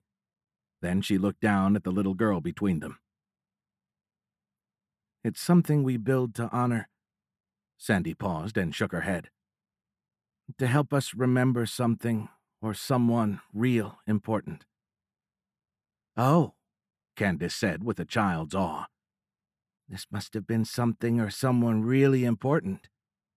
Jake and Sandy smiled. "Both, Pumpkin," Jake said. The trio stood side by side in front of a gymnasium-sized white block. The massive cube matched the office building-sized monument erected in front of the United Nations. That monument honored the millions of lost souls, as well as all who fought, both Argonian and Earthling, to save humanity from annihilation. However, this smaller, but still massive considering the logistics of its construction at this site, monument stood in honor of one man's sacrifice. It stood atop a small 5-year-old crater. The moon had gained many new craters that fateful day. However, this one had special meaning. Romulcan Thrameris's final resting place lay almost perfectly centered within an ancient 20-kilometer-wide crater. The monument erected above it honored the scientist's final act. Had he not given his life to get Jake into the ship, humankind might have ceased to exist on that fateful day. Suddenly, the top of the block blazed like burning magnesium. Jake's visor darkened to compensate for the influx of light. Candace started to hop with excitement. Because it took her longer to land in the weaker gravity, her feet pumped an extra time between each jump. "It's here! It's here!" Jake shared a melancholy smile with his wife. Squeezing his daughter's hand, he said, "Yes, it is, Pumpkin." The monument stood taller than the distant crater rim. When the light of a new 4-week-long lunar day rose on this portion of the moon, it hit this high point first. Now sunlight began to illuminate the upper reaches of the lip as well. Spinning, Candace excitedly pointed at the distant halo of white light. "Look, it's Romulcan's eye." Jake and Sandy both nodded, but at that moment neither of them could speak. Viewed from above, the white point of the monument now shone from the center of the brightly lit rim of the newly renamed Thrameris crater. Jake and Sandy had seen Romulcan's eye from orbit, but this was their first time to see it from ground level. After a long silence, he picked up Candace. Jake held her in front of him and stared into her beautiful blue eyes. She'd gotten those from her mother. "I love you, Pumpkin," Jake said. Then he wrapped his arms around his daughter and hugged her tightly. Opening his eyes, he looked over her shoulder at the monument. "Thank you, Romulcan," he thought. "Thank you." Candace's little feet started scissoring. "Do it again, Daddy! Do it again!" Jake looked around at the gathered tourists. None of them seemed to be paying particular attention to his family. With a crooked grin, he hoisted Candace over his head. "Really high this time," she urged. Jake lowered her, and then tossed Candace up into the star-filled, airless sky. She continued up and up, giggling the whole time. "Jake Giard," Sandy said with mock exasperation. A new, gruff voice joined the conversation. "You damn well better not drop my granddaughter." "Mother," Sandy said with genuine exasperation this time. She pointed up. "Language